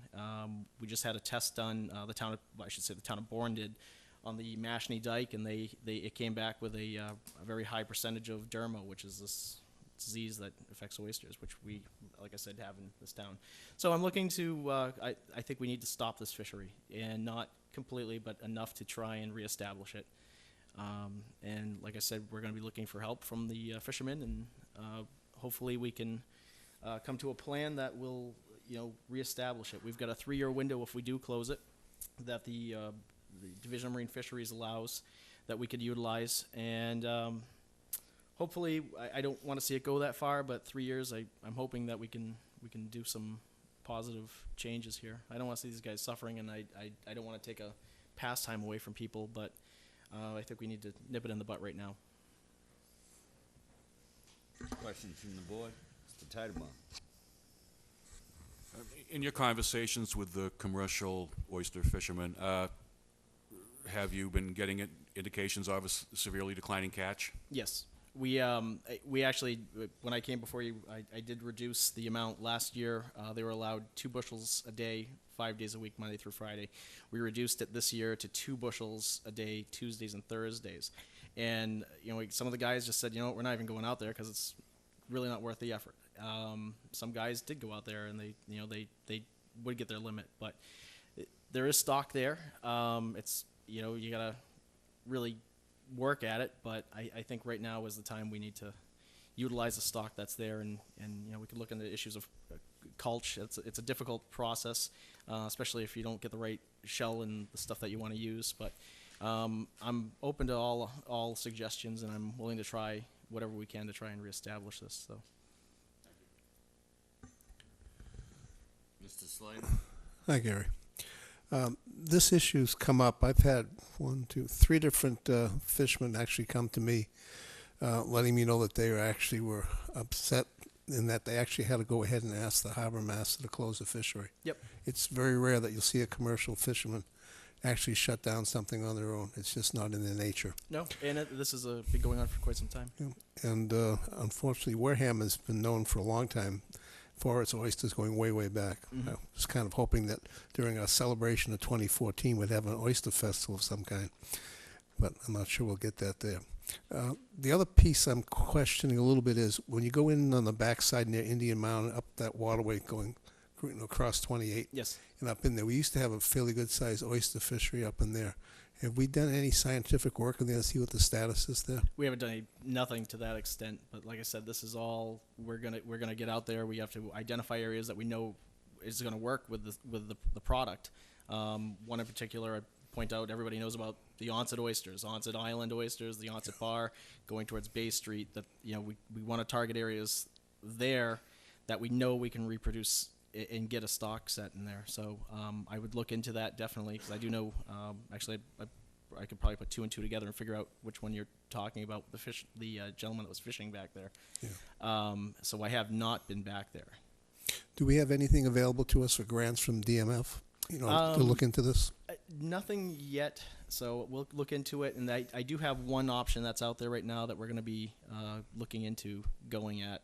I'm hoping within the next week we'll hear about it being released. So the only other option we have right now is the Bouchard oil spill money, and that is, I think, very important to us, because I know as a town here we submitted probably $200,000 worth of projects all over the place for the funding that was available, but we do have some large organizations that are trying to take it all. So I think I'm more than willing to step up and dig my heels in against these organizations.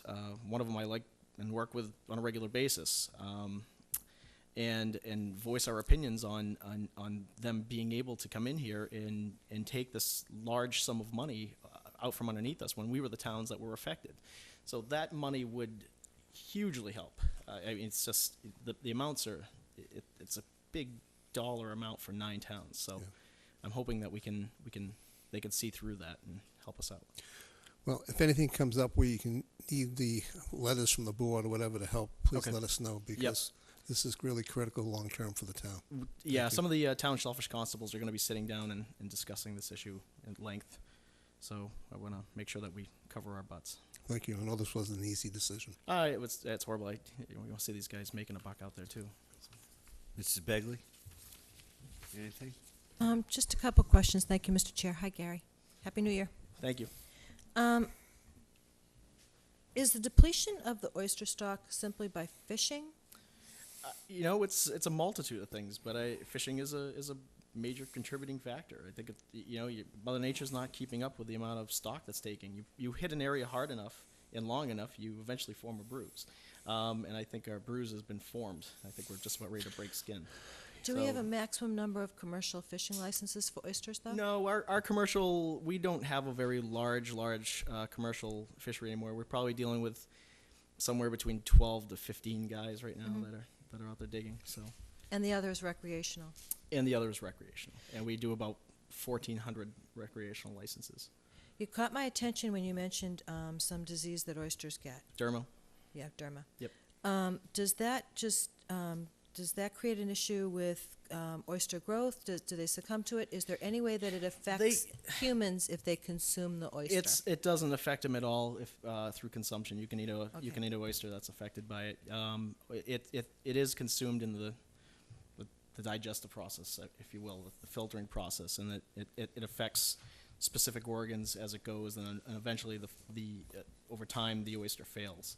To sum it up, basically, it's a long, okay, I just complicated want to be process. sure, because I heard the word disease, and I know other people listening probably heard the word disease. No, it has no bearing on it. Thank you. No red tide. Mrs. Winslow? I just have one question. Are you and Jamie going to take one of those boats and drop all the oysters like you did a couple summers ago, and we had the little video with the music? And No, those were that was a quahog relay. Oh. I was tempted to work on the quahog relay this year, but I've completely scrapped that process. I want to focus 100% on oysters. So, but can you do something like that with the oysters? Yeah, I've already reached out to some of the schools also. Upper Cape is going to be getting their aquaculture program going again. I was contacted by the superintendent, and then he passed it off to some of his department heads, and they contacted me, and they were interested in becoming involved with it. Also, Mass Maritime has a program. I'm not sure how active it is right now, but I'd be more than willing to see if they would try and help out. But I do have some faith in our commercial fishermen that they're going to step up to the plate here and help out. So. Okay. And you need a motion from us, right, and a vote? Yes, it's to you. Mr. Chair, do you have any questions or comments before I make a motion? Yeah, I was just, I was talking with Sean the other morning about going to get our license, and you're going to close the bids. There's still plenty of stuff to do. You mentioned Mike. Mike's here. Mike, do you want to come up? You have a comment? I do. Sure.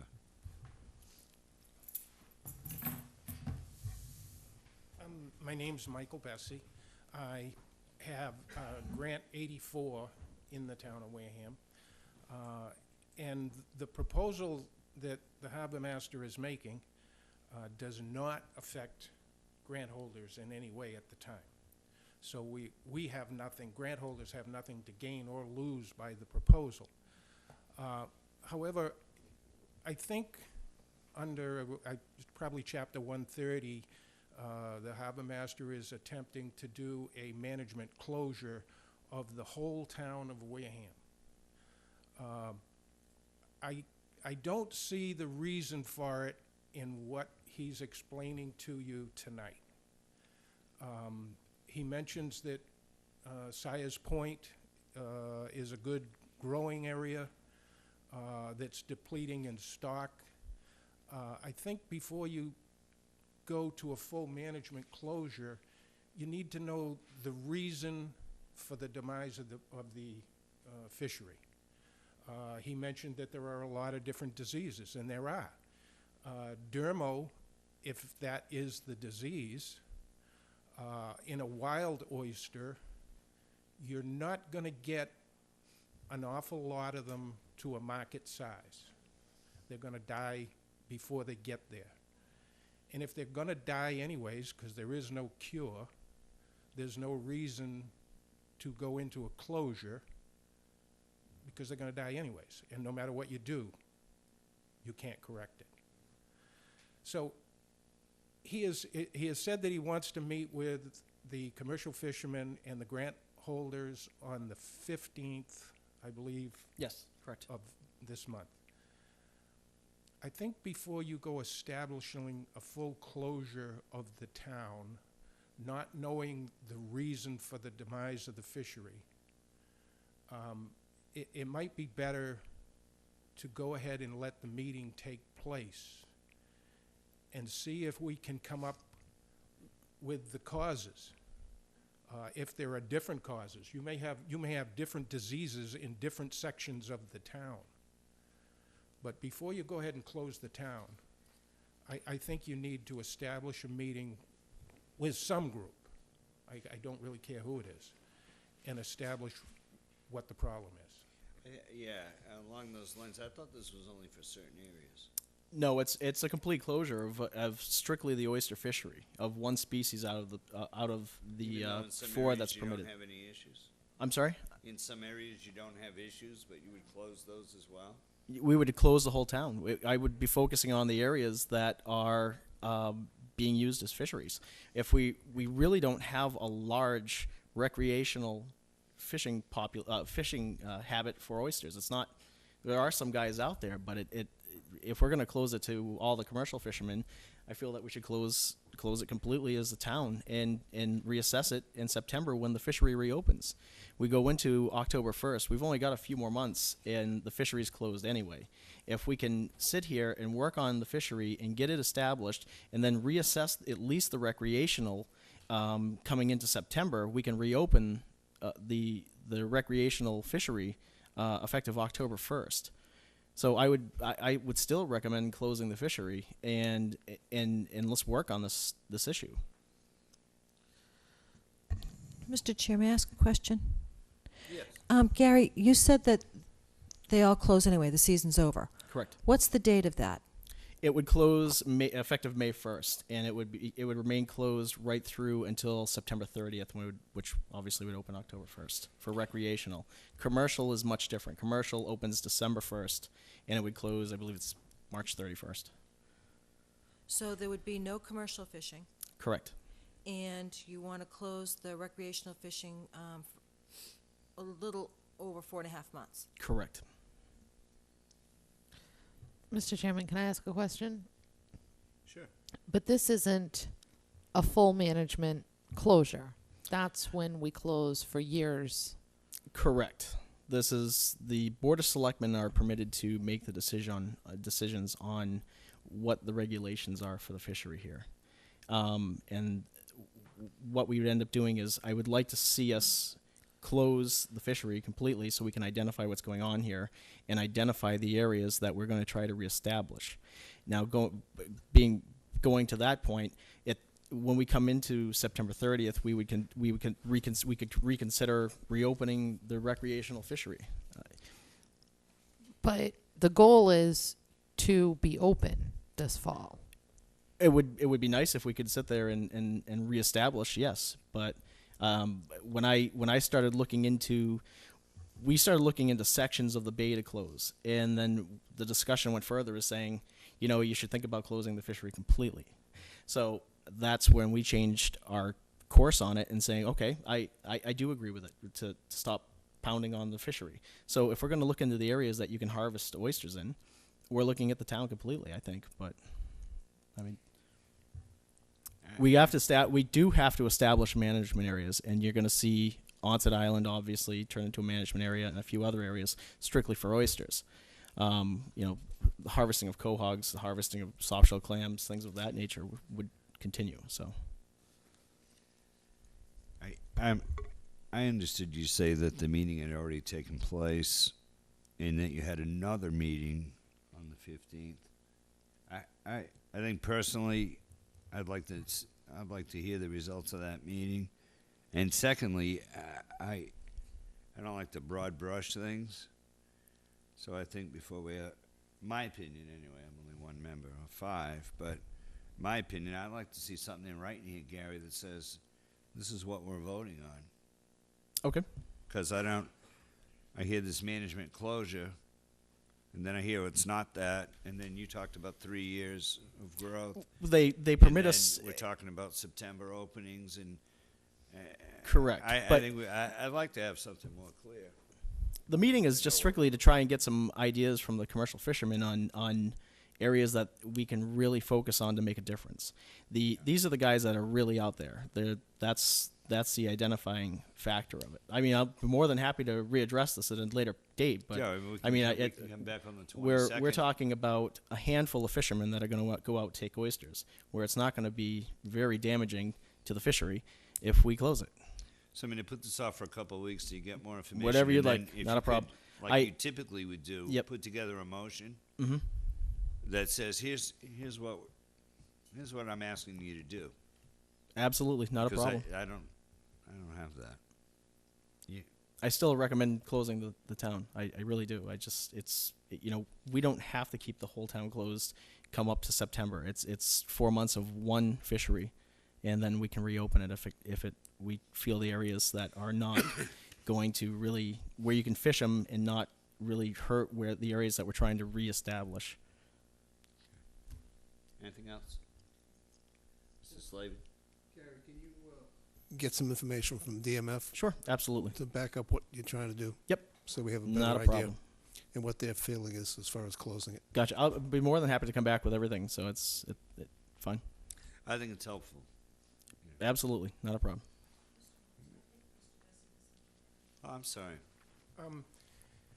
The closure of the oyster fishery, if you're going to replenish it, as Gary is talking about, the way to do it is to either through shell stock and getting a wild catch or buying seed.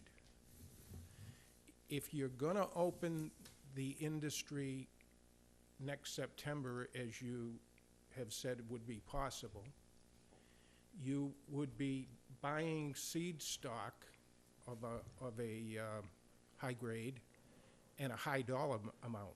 It wouldn't be buying something in the 1.5 millimeter stage, because a 1.5 millimeter oyster raised on a grant, which is under ideal conditions, would take 18 months to 2 years to get it to a market size. So if you go ahead and close the industry down for any thinking that you're going to open it in September, you won't be, because whatever is wrong with it now will be wrong with it in September, and will be wrong with it for close to 2 years before you get shell stock enough, unless you're going to commit a lot of money to the industry. What we're talking about is the recreational shellfishing industry, not the commercial. I probably will not reopen commercial next year. So it will probably come before you that the commercial fishery is not going to reopen until we can reestablish it. I'm aware that we do have a time frame that the oysters have to grow out, and by closing these areas and making a management location, we have a window of opportunity of 3 years under the guidelines from the Division of Marine Fisheries Regulations, Chapter 130. What we would be doing is isolating locations and being able to try and replenish those stocks in the areas that we do know the fishery can thrive. That being said, some of the different ways that obviously we did in the past. We had upwellers. We've had things where we've had to grow oysters out, and they would grow them to a certain point and broadcast them. We need to get them a little bigger, and that's where we're coming into the 12-month, 14-month. I spoke with one of the also active aquaculture sites today, and they said they can push an oyster 14 months to harvestable sizes. So through our shellfish program and the funds that were allowed through what's brought up through the commercial fishery licenses, as well as a portion of the recreationals, we would be probably going with the systems that are showing to make the oysters grow a little faster, so we could get that open. So I don't foresee the oyster fishery within these areas reopening. I mean, we could probably readdress it into sites, but I think for now the fishery on the commercial end is done for at least this year. if the board doesn't have obviously, vote whatever way you want, but if you don't have, an opinion, otherwise, I would, just recommend that we have this meeting on the 15th, and then Mr. Buckminster lay out, a detailed motion for us to vote on in regards to what's open, what's closed.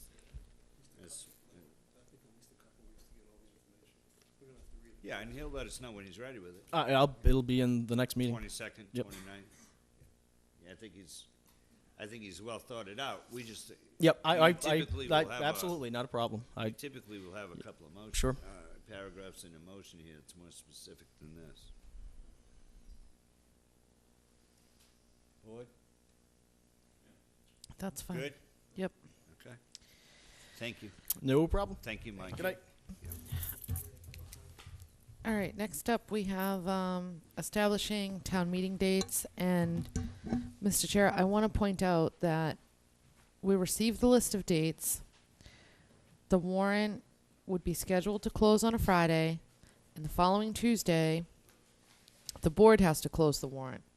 That does not give us a whole lot of time to look at the articles, think about the article. We're not the only article that we're required to put on is a petition article. And we really should be reviewing what's going on the warrant before we close it and it gets published. And I know I was reading in the newspaper back last fall, I think it was either Marion or Mattapoisett, Board of Selectmen took a real strong stance on it and started to really vet through what was going on the warrant. And I think the board, especially because a lot of these articles get submitted by others and inserted by the Board of Selectmen, and the Board of Selectmen doesn't even know half the time until we get the warrant to close that they're there. Not really sure what to do about that, but, you know, again, this timeline that we've been presented does not give us any opportunity to really look at those articles, make sure that they're appropriate for the Springtown meeting warrant, and make sure that we're putting stuff on the warrant that the Board of Selectmen wants on the warrant. And I don't know how the other members feel, but Mr. Chairman? but hopefully we'll hear from them. Oh. Yeah, didn't we just put you and we Mrs. need to- Begley on a group? Yeah, and we need to get together with the town moderator to hash this out policy-wise. But while we have the town moderator in the audience, perhaps we could discuss with her and council the possibility of pushing up the date for the articles to be submitted to give us a little more time to review before we vote on them. Well, if Mr. Chair, if I can respond to that, if memory serves me, and sometimes it does, sometimes it doesn't. The last town meeting that we did with the former board prior to Mrs. Begley being elected, we did exactly that, and just for that purpose, we pushed that date up so that we had time to actually go through every single one and call in people to ask questions of the ones that we may not have understood. So I'm fine with that. But as this list has been presented to us, and I know, of course, it says Board of Selectmen should establish all dates for completion of a town meeting warrant, and of course that date is today. I don't feel comfortable setting this date timeline. We're just going to end up back in the same boat that we've been in before. We'll change the date. Change the date. Well, I mean, Make the motion. I thought, you know, I'm only one of five. I thought we Yeah, should. If you don't like it, change the date. I don't hear any opposition. Change the date. Can I just change anything I want? Well, not anything you want, but you can change that date if two or three other Yeah, well, people some agree. of them, some of them are tied to each other. So, Mr. Chairman, I think the moderator has her hand up. Where? Oh, Claire. I'm sorry. If I had known this, I was going to get into this, we could have done this earlier, and you could have No, that's fine. The dates that you see here are mandated by either charter or bylaw. So I would suggest that you may want to defer to council as to whether you could actually change dates that are committed by bylaw and charter. I thought we did change some of those dates, though. Having said that, there are policies that you may enact in which you may require or suggest strongly to department heads who may have articles that they wish to bring forward that they should get them to you prior to these dates. I mean, just because it says 45 days before, I mean, you have to accept them on that 45th date. If somebody comes to you, I believe, with an article, you would have to accept that.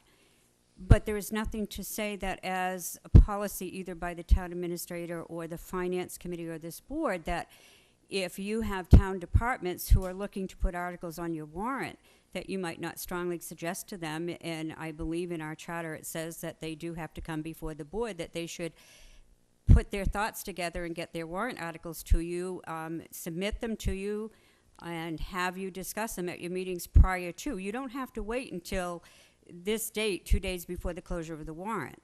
And historically, and going back through earlier town meetings that I've been involved with just as a citizen, that's typically what would happen. The board would have their department heads make a list of, and there are routine generally articles in the spring that happen year after year.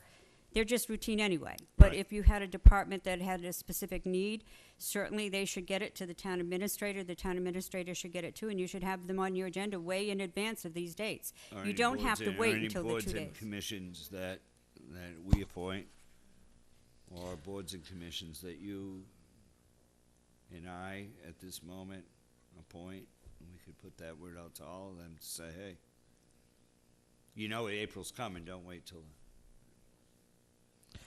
Well, can I ask But another? I do recall changing a date. We though. did change the date, and I think that the date that we changed was the date that we officially closed the warrant, because that seems to be the one that's not tied to anything.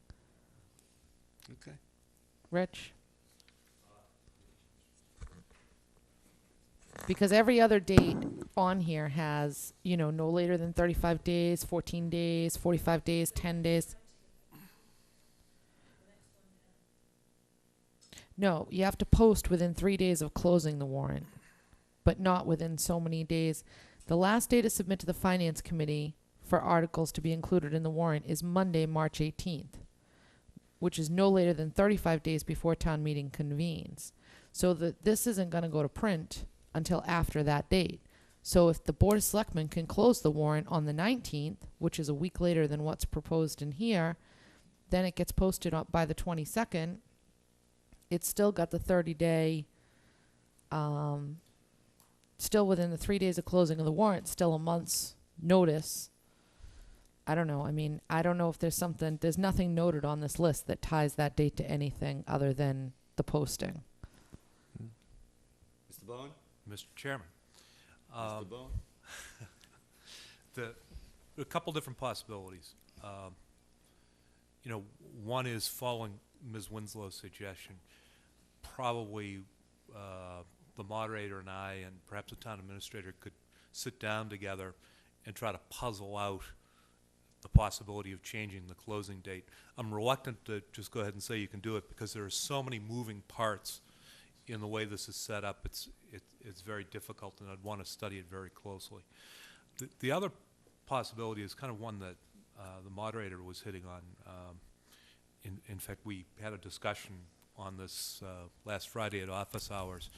If the board could issue directive to its appointed boards, if the town administrator were willing to issue an executive directive to his appointees, just saying, get these suckers in now, it would just make this so much easier. I'm extremely sympathetic to what Selectman Winslow is saying about things just showing up on the warrant and you're not having the chance to properly digest them. I know from my end it's very frustrating when something comes in at the last minute and I'm having to rush to figure out whether it's even legal.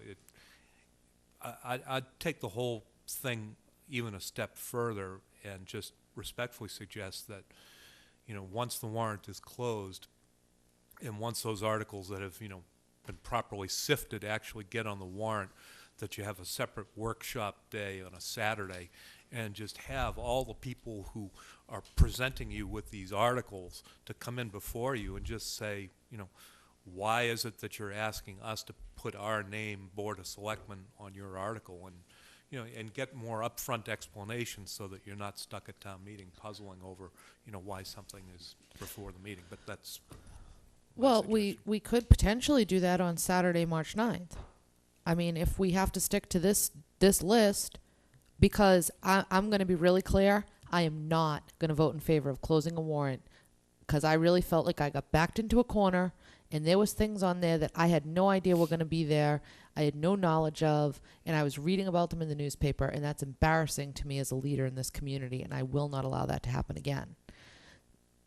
Maybe we just do it on March 9th, Mr. Chair. Maybe we take everything that's submitted at the end of the day on Friday, and we sit down and we vet through it then so we can close the warrant on the 12th. I mean, I don't know what else to do, but I also don't want to embarrass our department heads and our committees by sitting up here and voting against everything that they put in, because I don't think it's fair to the 5 people that sit on this board.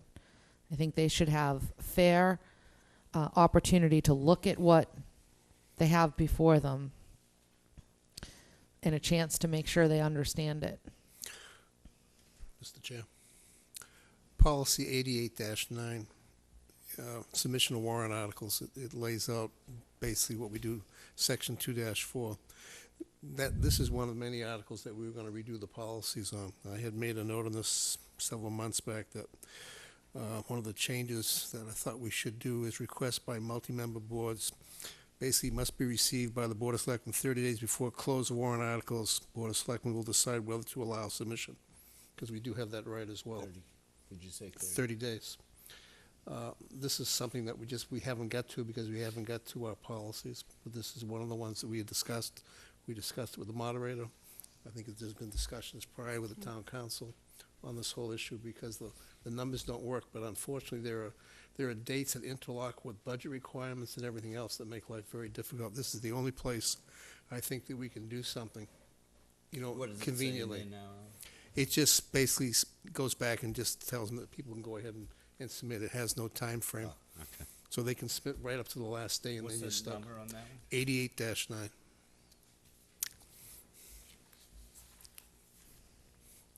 I would ask the town council look at that and get back to us to see if that's something we could do, possibly discuss at our next meeting or the meeting after, because that's probably the simplest way for right now, but Yeah, we I can believe look this is that gonna up. require, again, we tried it before, I think with the charter change, and it didn't go through, because I think we had, if I remember right, we had a request from the moderator, town administrator, finance committee, and the Board of Selectmen to change the dates and move everything back a month, and move everything ahead a month as well. Claire? If I might, in a lot of other communities, Moderator. what they do is, a lot of communities require that their warrant articles be submitted by the 1st of February, and some of them don't even have the town meeting till May. And that gives the Board of Selectmen the time to go over them. You don't have to wait till you close the warrant to discuss them.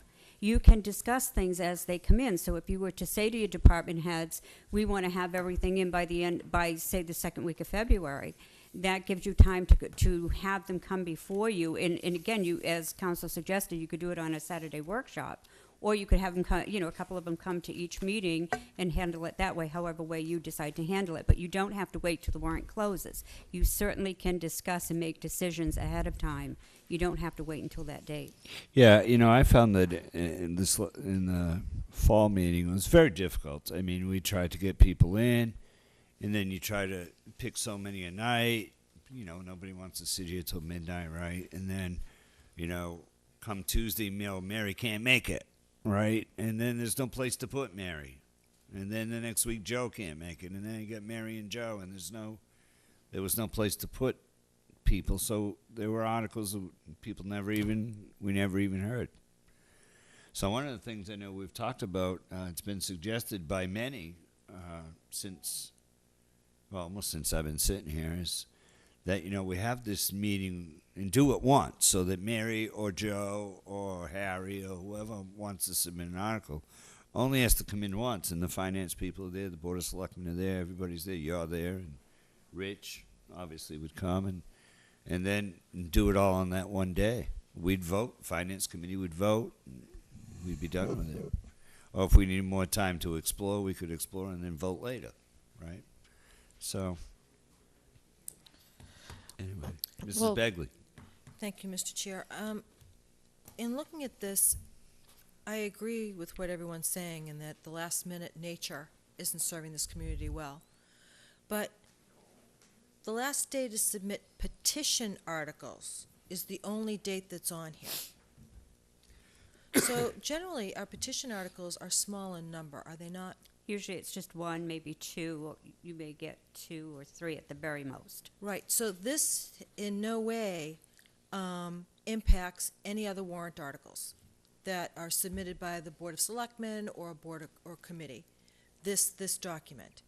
So we certainly can make a policy and encourage the town administrator to have a policy, but the fact that it's only petition articles, and I absolutely sympathize and empathize with Selectman Winslow, that it should never be that the first time that we see an article is the day that we close the warrant. That should not happen. So as the document stands, I think it's acceptable because the petition articles are the Friday before, and the following Tuesday, the Board of Selectmen officially closed the warrant. But as a policy-making board, we can certainly change the other warrant article submissions. Well, but there has to be a date certain by which the other articles are submitted. No, you're right. You pointed that out. I agree. But there has to be. What? It's not on, but it should be on here what the last day to submit articles is, shouldn't it?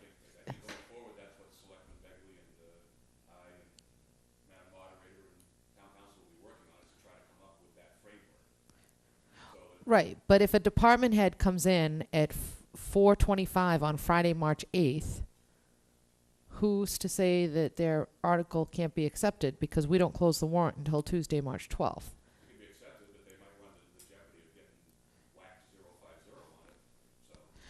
But I guess what my question is where in this timeline is the submission of regular business articles? It's not on here.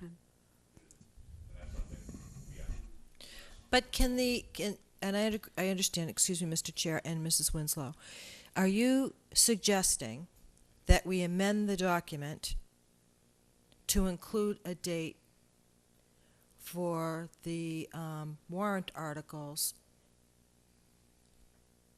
on here before we vote on it? Do you understand what I'm saying, Madam Moderator? So the petition articles is by law charter. Right. But the warrant articles themselves are not. I don't believe so without having. But is it it before we go. possible to insert a warrant date comes- for the other warrant articles? That's my question. The second piece of that, Mrs. Begley, though, is the Friday the 8th till the 12th. The last day to submit petition articles in on the following Tuesday, the board has to close the warrant. Right. But No, I understand, but what I'm saying is, I got your part. Friday, February 15th is the last day to Oh. submit a warrant article. Can I interrupt you? A non-petition article. But that's not what it says, Mrs. Begley. Last day to submit petitions, parentheses, articles. So not a petition article. Correct. So as it stands, when we approve this, So it's all. All articles have to be submitted by Friday, March 8th. So my suggestion would be to my colleagues is that we plan to have this meeting on Saturday, March 9th to go through each one before we close the warrant. Because otherwise we're going to be sitting up here on Tuesday night and if there's a problem with one of the articles or there's something that we don't think is appropriate for Springtown meeting, then we're going to look like fools sitting up here. Well, people could bring in, you could make the same argument that on 4 o'clock on Friday afternoon on the 8th, you could get 5 articles delivered. Rich hasn't looked at them, Claire hasn't looked at them, we haven't looked at them, and you're gonna meet on the next day. Well, Still I mean, haven't looked at it. I agree with you. I mean, Can't we move that March 8th back to like the 1st?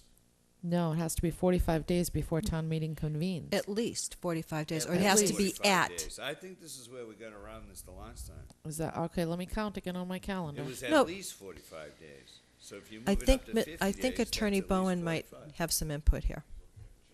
Is it calendar days or business days? It's calendar days. Does the date that town meeting convenes count? He's looking at it. 1, 2, 3, 4, 5, 6, 7, 8. The Board of Selectmen shall place on the warrant for the spring and fall town meetings all subjects which have been submitted to it in accordance with the provisions of this article 45 days or more before the date fixed by law, on which You move it such up. meetings are scheduled to convene. You can move it Love up the to or 50, more. 60 days, whatever you want to do. 45. 45 or more. Well, and And here's that's all. 45 days is March 15th. That's the big argument. That's the other argument. So we can move backwards in time? So we can move back to March 1st. I don't think No. it says that. No? No, not petition, I think petition articles you would have to accept up until Yeah, we that can't last stop day. those because You that's- can't, those are petitioned articles, you would have to accept those up until the 5 o'clock that Friday. But your department-wise, committee-wise, you could set a policy that Well, it'd no. be before. You would have to accept them then up till Friday, March 15th, because that's the 45 days out. No, but the 45 March days 8th is. the posting. No, I just counted. The 15th is the posting.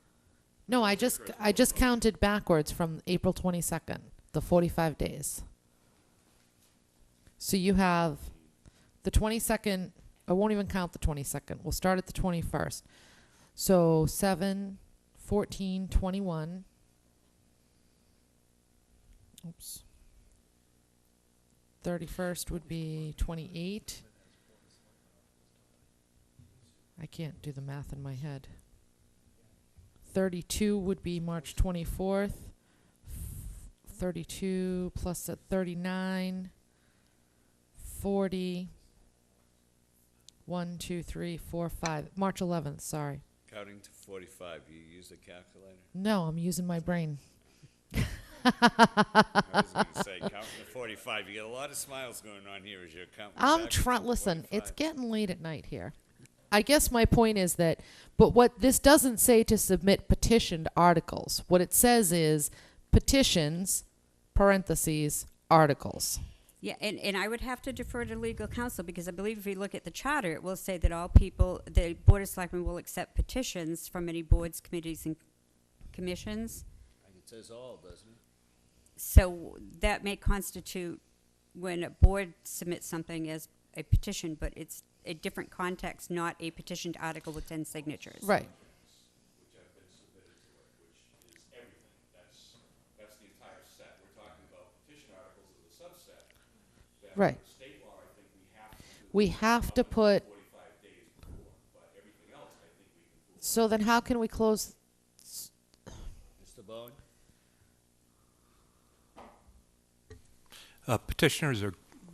Petitioners always have special rights because typically when somebody comes forward with a petition, well, I'll put it differently. A lot of times when somebody comes forward with a petition, what they're saying is, I wasn't able to get redress directly from my elected representative, so I'm taking it straight to the legislature myself.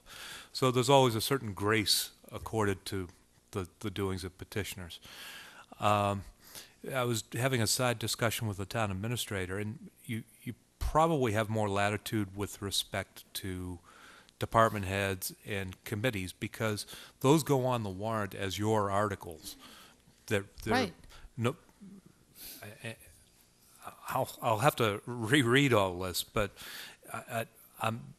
Claire, I'm not aware of anything that says, if I'm a department head or if I'm chairman of a committee, my article gets on the warrant unless the Board of Selectmen puts it on. So Petitioned articles, they're going on whether you like it or not, and the only question is whether you're going to vote in favor of it or not. And Right. you can handle that in due course. But where you have the real control is on, I'll call them so-called internal articles, because they're your articles. I think you have a lot of discretion as to whether they go on or not, and whether you do it by means of a meeting, beforehand, as you had suggested, or the more incremental approach as the moderator had suggested. If you don't like the look of something that's coming in, and the person bringing it in has no right to get it on the warrant without your say-so, don't put it on, and give yourself enough time to make that call. Well, and Mr. Chair, if I may, and that's what I'm trying to do. I mean, the articles that are coming in, if we can get the people in here on a Tuesday night, I think that's great. I mean, that's how, we've tried to do it in the past. But I also think that we need to send a clear message that we are not going to rubber stamp these things any longer. We're going to vet them. We have to vet them. It's important that we do that. We need to understand what people are asking us to put on a warrant so that we, because we're the ones asking town meeting to consider what the request is. And then if we hold aside that Saturday, March 9th for any stragglers, then I think that we would be safe. But I think we really need to take a close look at this. I think you're right in terms of department heads or in terms of committees. Right. I'm not talking about petitioned 'Cause articles. you can't vet what people put on the. You can't do anything about those. They, as long as they get 10 signatures, they go on the warrant.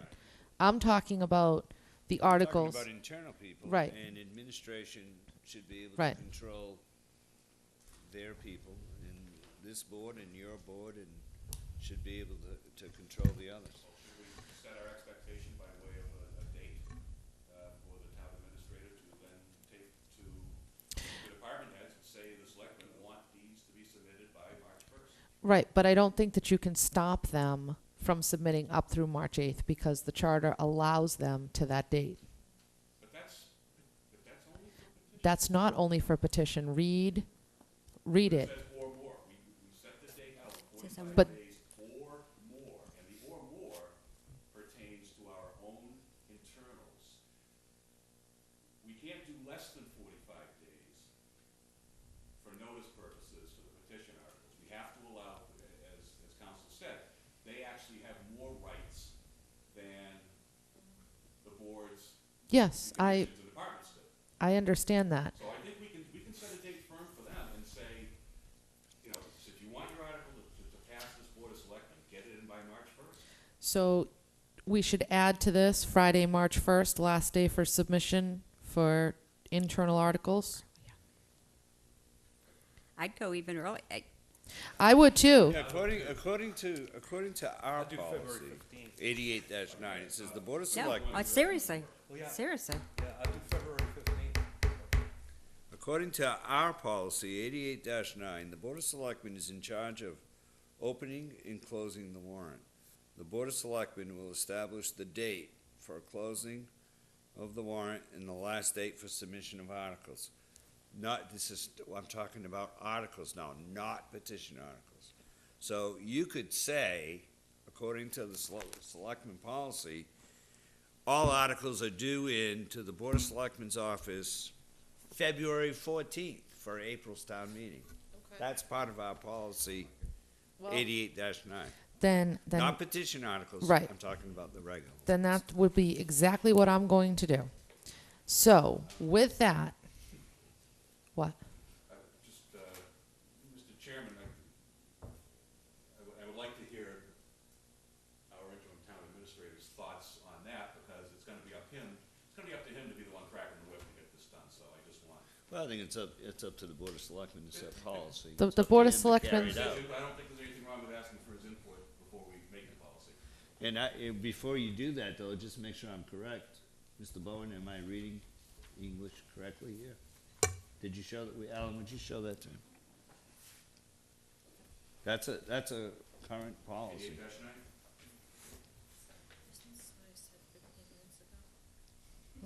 Everybody's got the policy books out tonight. Okay, so can I go ahead with my motion because we do still have a number of Mr. Bowen, correct? If the chair allows. Sorry, read slow. Just only once. In the meanwhile, in this, It's only 3 sentences. in the meanwhile, Right. Mm-hmm. Okay. Mr. Chair. Comfortable, Mr. Sullivan? Yes, I think I would like to think that, or just let me know, and I think our department heads will work with us on this. That's all we I need don't to think know. they'll fight us. Yeah. Yeah, and if they don't want to cooperate, there are ways of dealing with that. Mrs. Winslow, anybody else Okay. before we move on? So I Okay. move Mrs. to set the Moderator, you all set, Madam Moderator? Yes. to set the following process for calling the 2013 Spring Annual Town Meeting. April 2nd, 2013, elections. April 22nd, 2013, general business. Tuesday, January 8th, 2013, the Board of Selectmen should establish all dates for completion of a warrant for the annual town meeting. February 15th, Friday, February 15th, 2013, last day to post in at least one public place in each precinct, notice of intention of Board of Selectmen to call the annual town meeting for April 22nd, 2013. That would be 10 days' notice by posting in precincts before the warrant closes. On Friday, February 13th, 2013, any article that is not a citizen petitioned article, that would be a department head, a board, or committee, Friday, February 15th, 2013, by the close of business, must be submitted for consideration in inclusion on shall be. Shall. Absolutely under no uncertain circumstances. Okay. Friday, March 8th, 2013. Last day to submit citizen petitioned articles to be inserted in the warrant, which is 45 days before town meeting convenes. A little more than that. Tuesday, March 12th, 2013. Board of Selectmen should officially close the warrant. Friday, March 15th, 2013. Last day to post in each precinct and deliver a copy of warrant to the town moderator and to the chairman of each committee established by Section 2.5 of the Wareham Home Rule Charter within 3 days of closing the warrant. Monday, March 18th, the last day to submit to the Finance Committee articles included in the warrant, which is no later than 35 days before town meeting convenes. Tuesday, April 2nd, 2013, everybody's favorite day in Wareham, commencement of the annual town meeting. It's election day, the first Tuesday in April. Thursday, April 7th, 2013, last day to publish the entire warrant in a local newspaper, which is 14 days before town meeting. And Monday, April 22nd, 2013, the general portion of the annual town meeting will begin, the fourth Monday of April. Second. Motion made and seconded on the question. All in For a very quick discussion, we need to make sure people understand from these particular committees that they're required to have public hearings sometimes on some of these warrant articles that they do. So they're going to have their hearings done Yeah.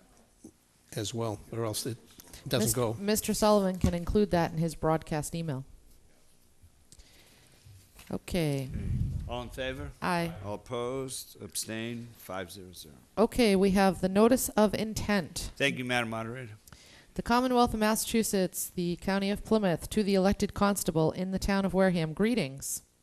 In the name of the Commonwealth of Massachusetts and in accordance with the provisions of Division 1, Article 1, Section 3 of the bylaws of the town of Wareham, amended, you are hereby directed to notify and warn the legal voters of the town of Wareham that an annual town meeting has been called by the Board of Selectmen to be held at 8 a.m. on Tuesday, April 2nd, 2013, for the election of officers, and to be adjourned until 7 p.m. on Monday, April 22nd, 2013, at which time the general business of the town meeting shall be transacted. The last day for submission of articles for insertion in the warrant is 5 p.m. Friday, March 8th, 2013. That would be citizens petitioned articles. The warrant for this meeting will close on Tuesday, March 12th, 2013. and you are hereby directed to serve this notice by posting attested copies thereof in at least one public place in each precinct within the town on or before Friday, March 15th, 2013. Hereof fail not, and make due return of this posting with your doings thereon to the town clerk.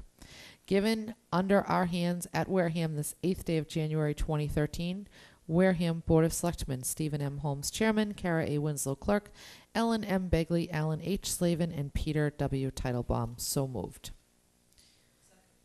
Motion made and seconded on the question. All in favor? Opposed? Abstained? 500. Okay, that brings us up to the appointment of the town administrator, and I believe somebody is sliding me a laptop.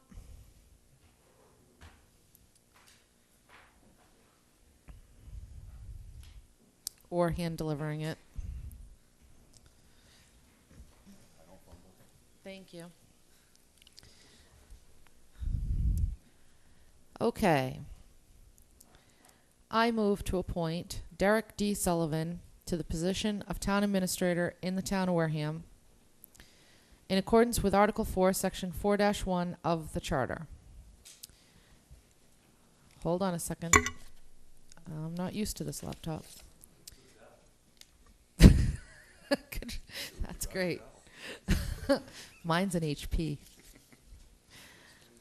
Okay. Oh, hush. All right. The terms of this appointment will be as follows. The initial appointment is for a term of 1 year.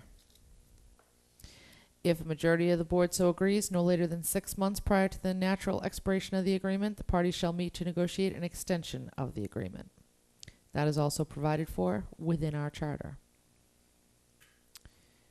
And let's see.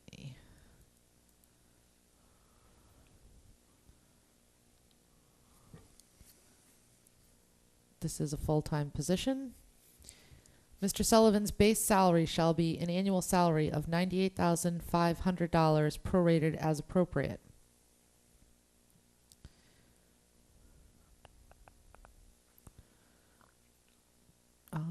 Vacation, do I have to go into all those little details or no? Okay, so did I get what I needed to? Okay, so moved. What? Did I miss something? Okay, I have a motion made by Mrs. Winslow. Second. Second by Mr. Teitelbaum on the question. Just for the record, Mr. Chair, this does require 4 out of 5 selectmen to vote in the affirmative for the appointment. Questions? All in favor? Aye. Opposed? Abstained? 500. Congratulations, Mr. Sullivan.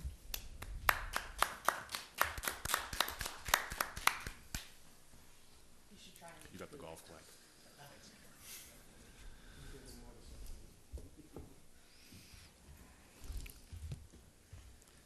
Okay, next up on the agenda, appointment of further study review committee for sewer commissioners as passed at town meeting. Yeah, I put this on the agenda. Here's the thought behind the item. The town meeting voted to have elected sewer commissioners. I happen to agree with that. Then, through no fault of our own, the article never was processed at a different level. Then it comes back to town meeting where there were some changes in language and this and that and the other thing, and then there was so much confusion that town meeting members voted to further study the article. I asked the question at town meeting, who's going to further study the article? I think there was laughter in the crowd. Nobody seemed to really step up to do that.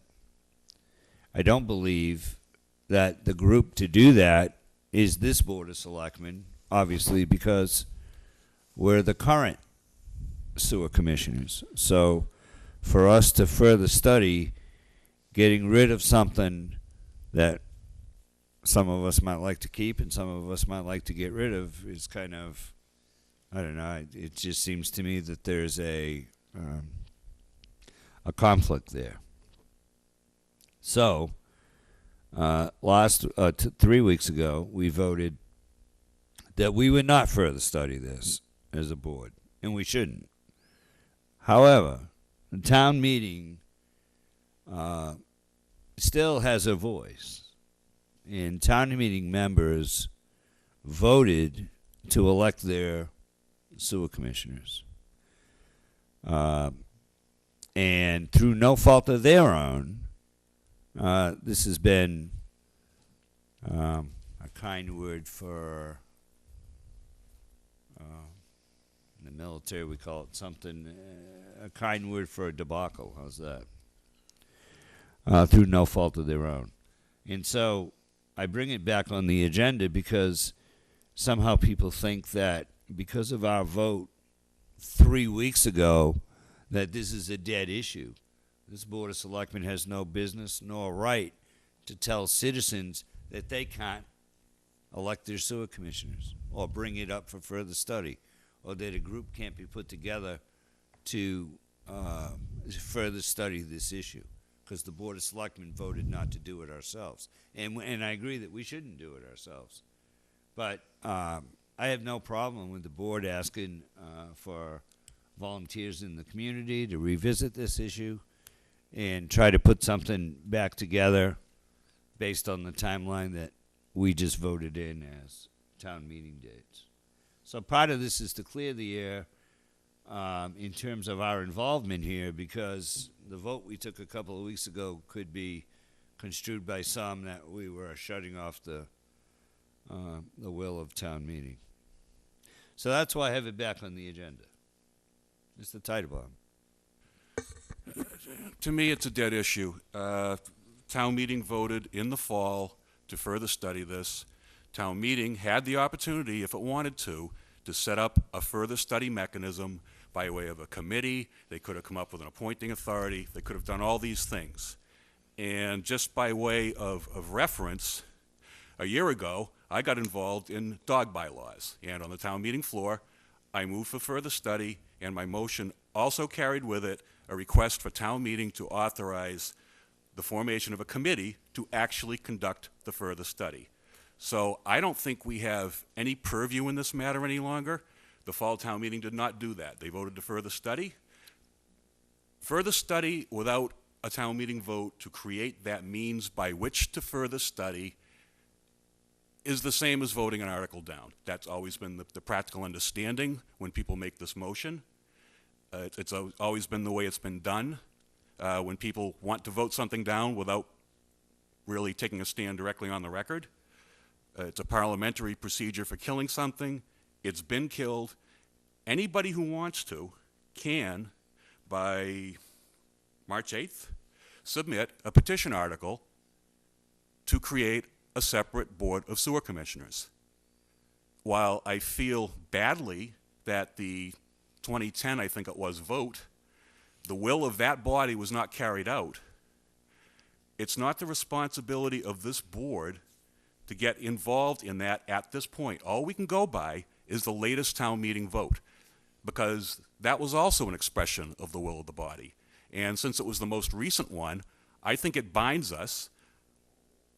I think if people do want to take this power away from the Board of Selectmen, and perhaps there's some sentiment to do so, they can come forward with an article, they can argue it on town meeting floor, and they can see if the body will go for it. But I don't see any need for this board to get involved, whether it's directly or backhandedly through the formation of a committee or anything like that. This is now a matter for town meeting to take up on its own without any further input from this board. Mr. Slavin?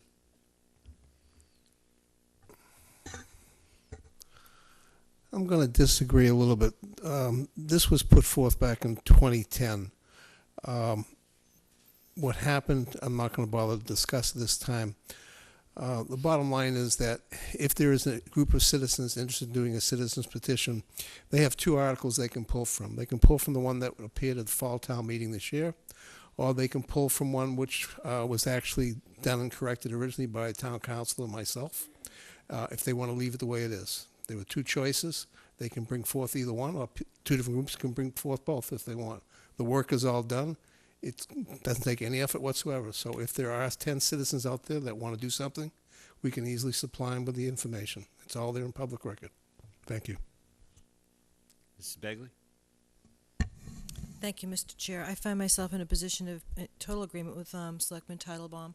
I think that historically, town meeting, once it goes to further study, absent an identified appointing authority or committee to actually do that further study, it's essentially killing the article.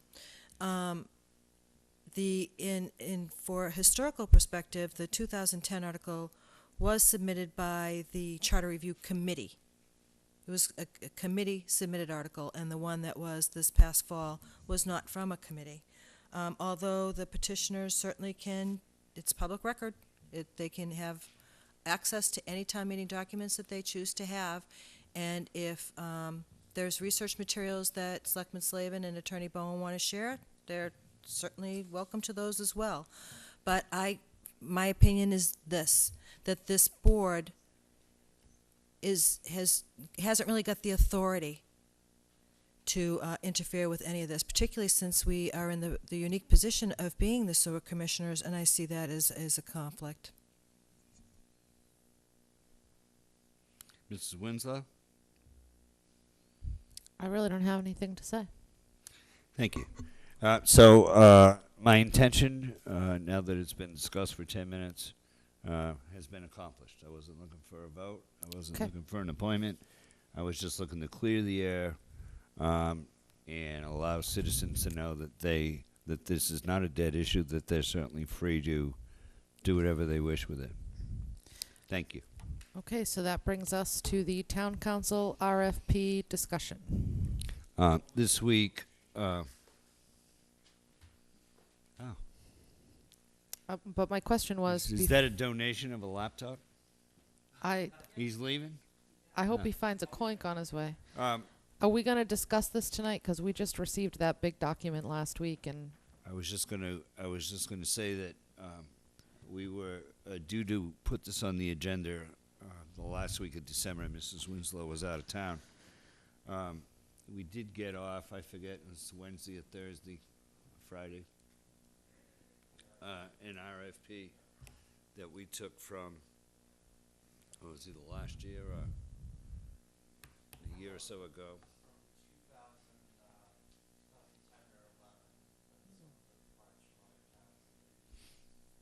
And so we just got that off to the board the end of the week. Yes.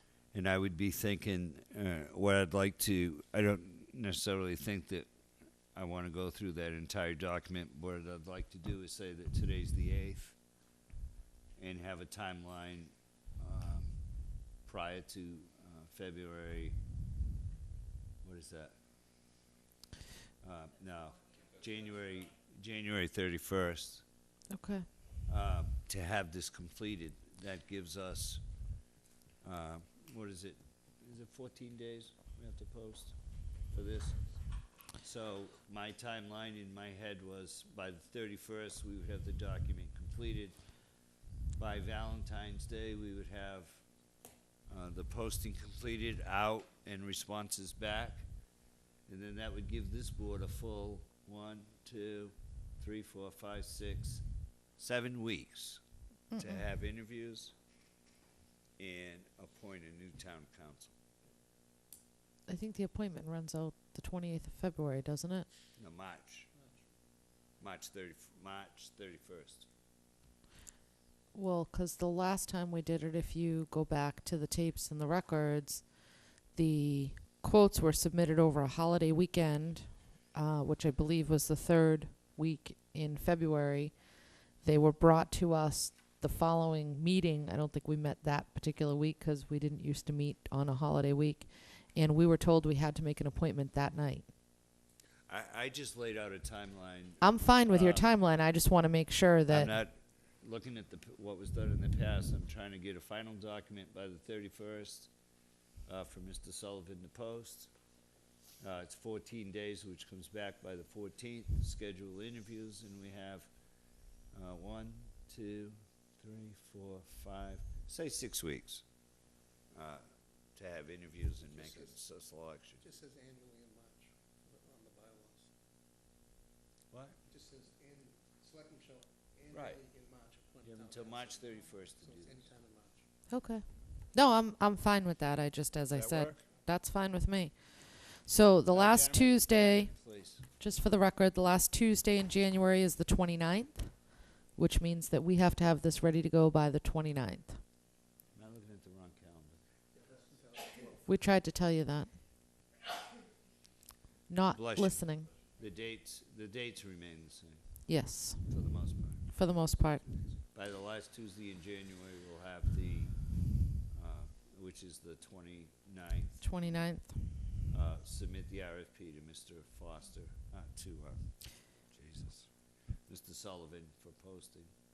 As And if we get it done the week before, we'll get it done the week before. Yep. It's on the agenda every week.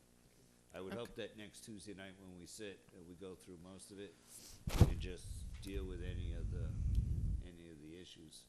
So if we can get it done next Tuesday, that'd be great, as long as we get it done by the end. Timeline work? Yep. Yes? Yes. Work for you, Mr. Town Administrator? Yes. Okay, so now we're up to the discussion of the board policies. Okay, here is my thought process on this. I started going through and kind of going in order, and I started after the newer ones that we just did. And so I figured I'd grab some of these that we have here. Like when it gets to traffic and things, we now have road commissioners who deal with. I don't want to forget the tape. We have road commissioners and things, so these policies need to be changed. I figured what we do is if we grab 4 or 5 a week, get them out to you. You have a week to look at them, make your revisions. We come together on the Tuesday, approve those, and you get 5 more in the meantime, and we just keep 5 or 6 in this cycle, right? And give you, I think you might have got these on Friday, so my intention was to have a full week with the holidays and all that kind of got delayed. So if you don't mind, I'm going to give you another 5 more and cut to 5 to 10 for next Tuesday night. Does that work? Yep. Is that okay? Okay, so does that move us on to any other town business not reasonably anticipated 48 hours prior to the posting of this meeting? If you accept my policy, Well, does anybody object to it? that's what I meant. Okay, no objections, Mr. Chair. And then you also received, while we're on the policies, board policies, you also received late, and I know it's late, you know, we get holidays, people are working and time off. We also received what we hope is the final version of the policies for the liquor. Yep. Did y'all get those emails? Yes. And that covered a lot of that discussion that Mrs. Begley had a question on, and the club owner had club owner had for private clubs and hours and things. So if you could, now, Rich, is that just the vote of the voters, a vote of the Board of Selectmen to approve those? Yes, sir. We don't have to have another public hearing? No, sir. So, if you all could look at those this week, if you have any issues, just please send me an email. If there are no issues, I'm gonna put them on for next week for just a single vote. We'll take care of those, and then we'll get those policies and procedures done. Okay. That's all I have for policies and procedures, I think. All right, so that brings us up to any other town business not reasonably anticipated 48 hours prior to the posting of this meeting. Mr. Titlebaum, Mr. Slavin. Yeah, we got notification that the House bill for the meals excise tax, excuse me, was signed by the governor. It is in effect, and that particular bill goes in effect immediately. Oh, good. Which is good news and bad news, because Mr. Sullivan now has to look at the 2013 budget, and any monies coming in effective as of the signing of the bill technically goes to capital goods or payment of capital bonds. Well, he can enlighten Thank us, you. I'm sure, at some point. Mr. Holmes? Yes, I'd like to defer to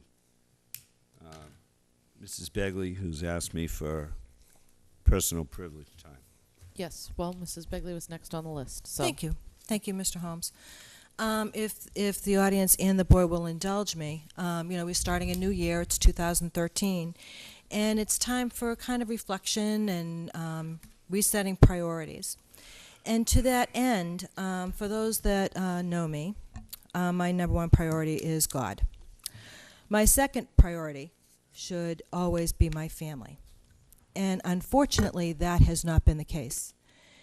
I somehow got my priorities mixed up, and the town of Wareham, my job, my volunteer opportunities took precedence over my family.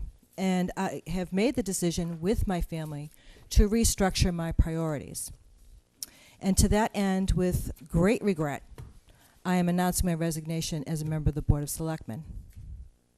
I haven't determined yet what that date will be. It will be very soon. It will either be this Friday. I will be submitting a letter to the clerk, the town clerk, tomorrow. And the date will either be as soon as January 11th or the week following. Thank you.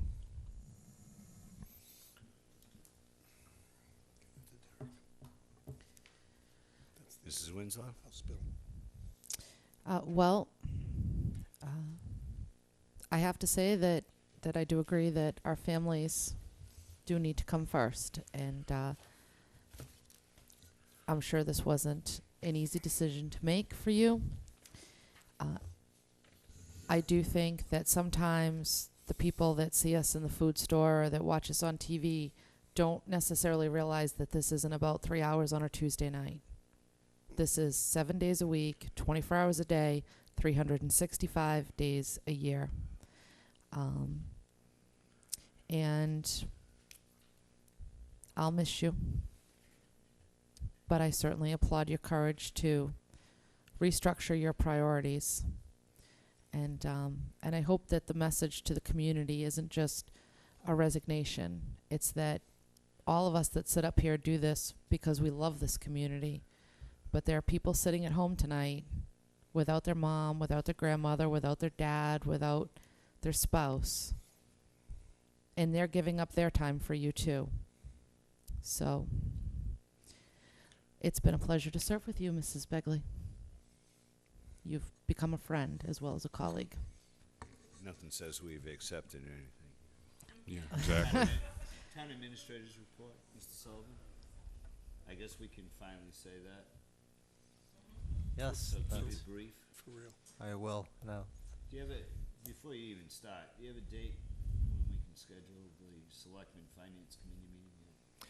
Well, that was one of the things I wanted to bring up. On the 17th and 18th, we have the all-day budget hearings from 8:30 to 4:30. So I wondered if some selectmen would be available for that. I would post that as an open meeting if so desired, in case 3 are able to make it. Shirley just posted that, didn't she, for us? Yeah, she did end up posting it. Yeah, That's the unfortunately. same meeting we're talking about? Yeah. That she posted? No, No. that was for the other day, and The I wrote six- back an email and asked why. The 16th, I think, is the School Committee, Finance Committee, Yeah. Board of Selectmen. And the 17th and 18th are the department head meetings with the Finance Committee. Each one goes all day. Yeah. Wednesday, Thursday, Friday, So the 16th, 16th 17th. we have, I'm looking at the wrong calendar here. But the 16th is the school committee meeting at night, Yeah, that's the charter requirement one. and then 17th and 18th. They start, I think, 8:30 or 9 in the morning. Starts at 8:30 in the morning. We'll run till, I believe, 5 if the last one's at You can bring 4:30. breakfast. And then, so I'm assuming the 18th, after Same. the 18th, you'll have. So by the end of that week, you'll have a pretty good handle on what you're gonna be recommending, more or less. And so if we met that following Wednesday, we'd be in good shape? It'd be good to get the ball rolling with that after those meetings. And I'm taking, and just so we're clear, I'm talking about a meeting between this board, the finance committee, and the town administrator. We're not gonna have a lot to be able to discuss during an all-day department head meeting. No. That's not. And I think the school committee, didn't we vote last week to have the school committee as well? Are you talking Yes. about the public hearing that? No, I'm talking about a co-meeting. We talked about understand. having meetings with the finance committee, like every 6 weeks or so. I think that was scheduled. So once we finish, I don't think it has been. I We didn't have didn't it on schedule my it yet. calendar. The one that town meeting makes us go to? No, this is something the Oh. Board of This is Selectmen separate. agreed to do. Right. And so once you finish with the department head, I think that next Wednesday night or next Tuesday night, we could do it here. I don't know what we got. I think that 18th has got a lot of stuff on it. But either that Tuesday or Wednesday night, after your department head meeting, we can have that. Yep. That would, Sorry, just don't wanna forget that. and I think Mrs. Bagel will understand that I did hear her in December. We will be posting for the positions of town accountant and inspector of buildings. So, would be next week. I plan to get those out when the new format. And the last thing on there is, this is a little help that we need from the public and from the town itself. During the last snowstorm, we had some issues. When the plows come by, if somebody's parked in the road or blocking access, what they did during the last storm was they basically went past it and tried to circle back later. Well, if you've ever gone down a road and said, geez, why didn't they get that spot, or why is that big spot open? That's because cars were there blocking them. We're going to, during the next storms, hopefully we don't receive any, we will be actively having the police out there enforcing the parking issues, making sure that the vehicles are being moved, because it is a hazard to the public. We had some issues during the last storm, so I would just appreciate everybody's help so we don't have to worry about the police coming out there. So, and that would be it. And Okay, so with that concluded, Mr. Chair, I guess we can either skip liaison reports or adjourn, or we're gonna make a motion, because it's 10 o'clock. So I don't know. I don't know That's if fine. anybody has anything that they really feel like saying. I just have one piece, and I'll be real quick, if it's okay. Okay. Do you want to vote to go past 10, though? No, you still have like 15 seconds. Okay. The Cape Cod Canal Celebration Group, which is based out of the Canal Chamber, Bourne, Sandwich, Wareham, etc. The event is going to be basically, I think it's the last week, July, first week of August of 2014. I'm bringing this up very quickly because our town administrator is going to have to look into this. They're expecting somewhere in the range of 350,000 people to descend in our area on that week and a half. That's probably 350,000 people more than we can handle. My concern is that, in discussing this at the monthly meeting today, we are going to have to provide EMS, fire, police, traffic, all kinds of assistance with no funding to ourselves. Whether we like it or not, it's going to happen. So I'm bringing this up now ahead of time for Mr. Sullivan to have to realize that come 2014, not only do we have our celebration 2014 for Wareham, we also have this major canal event, which we're looking at, as they say, they're projecting 350,000 people to visit us in a 10-day period. Thank you. Motion to adjourn? Motion to adjourn made in second. Question, all in favor? Aye. Opposed? Happy New Year, everyone. 500.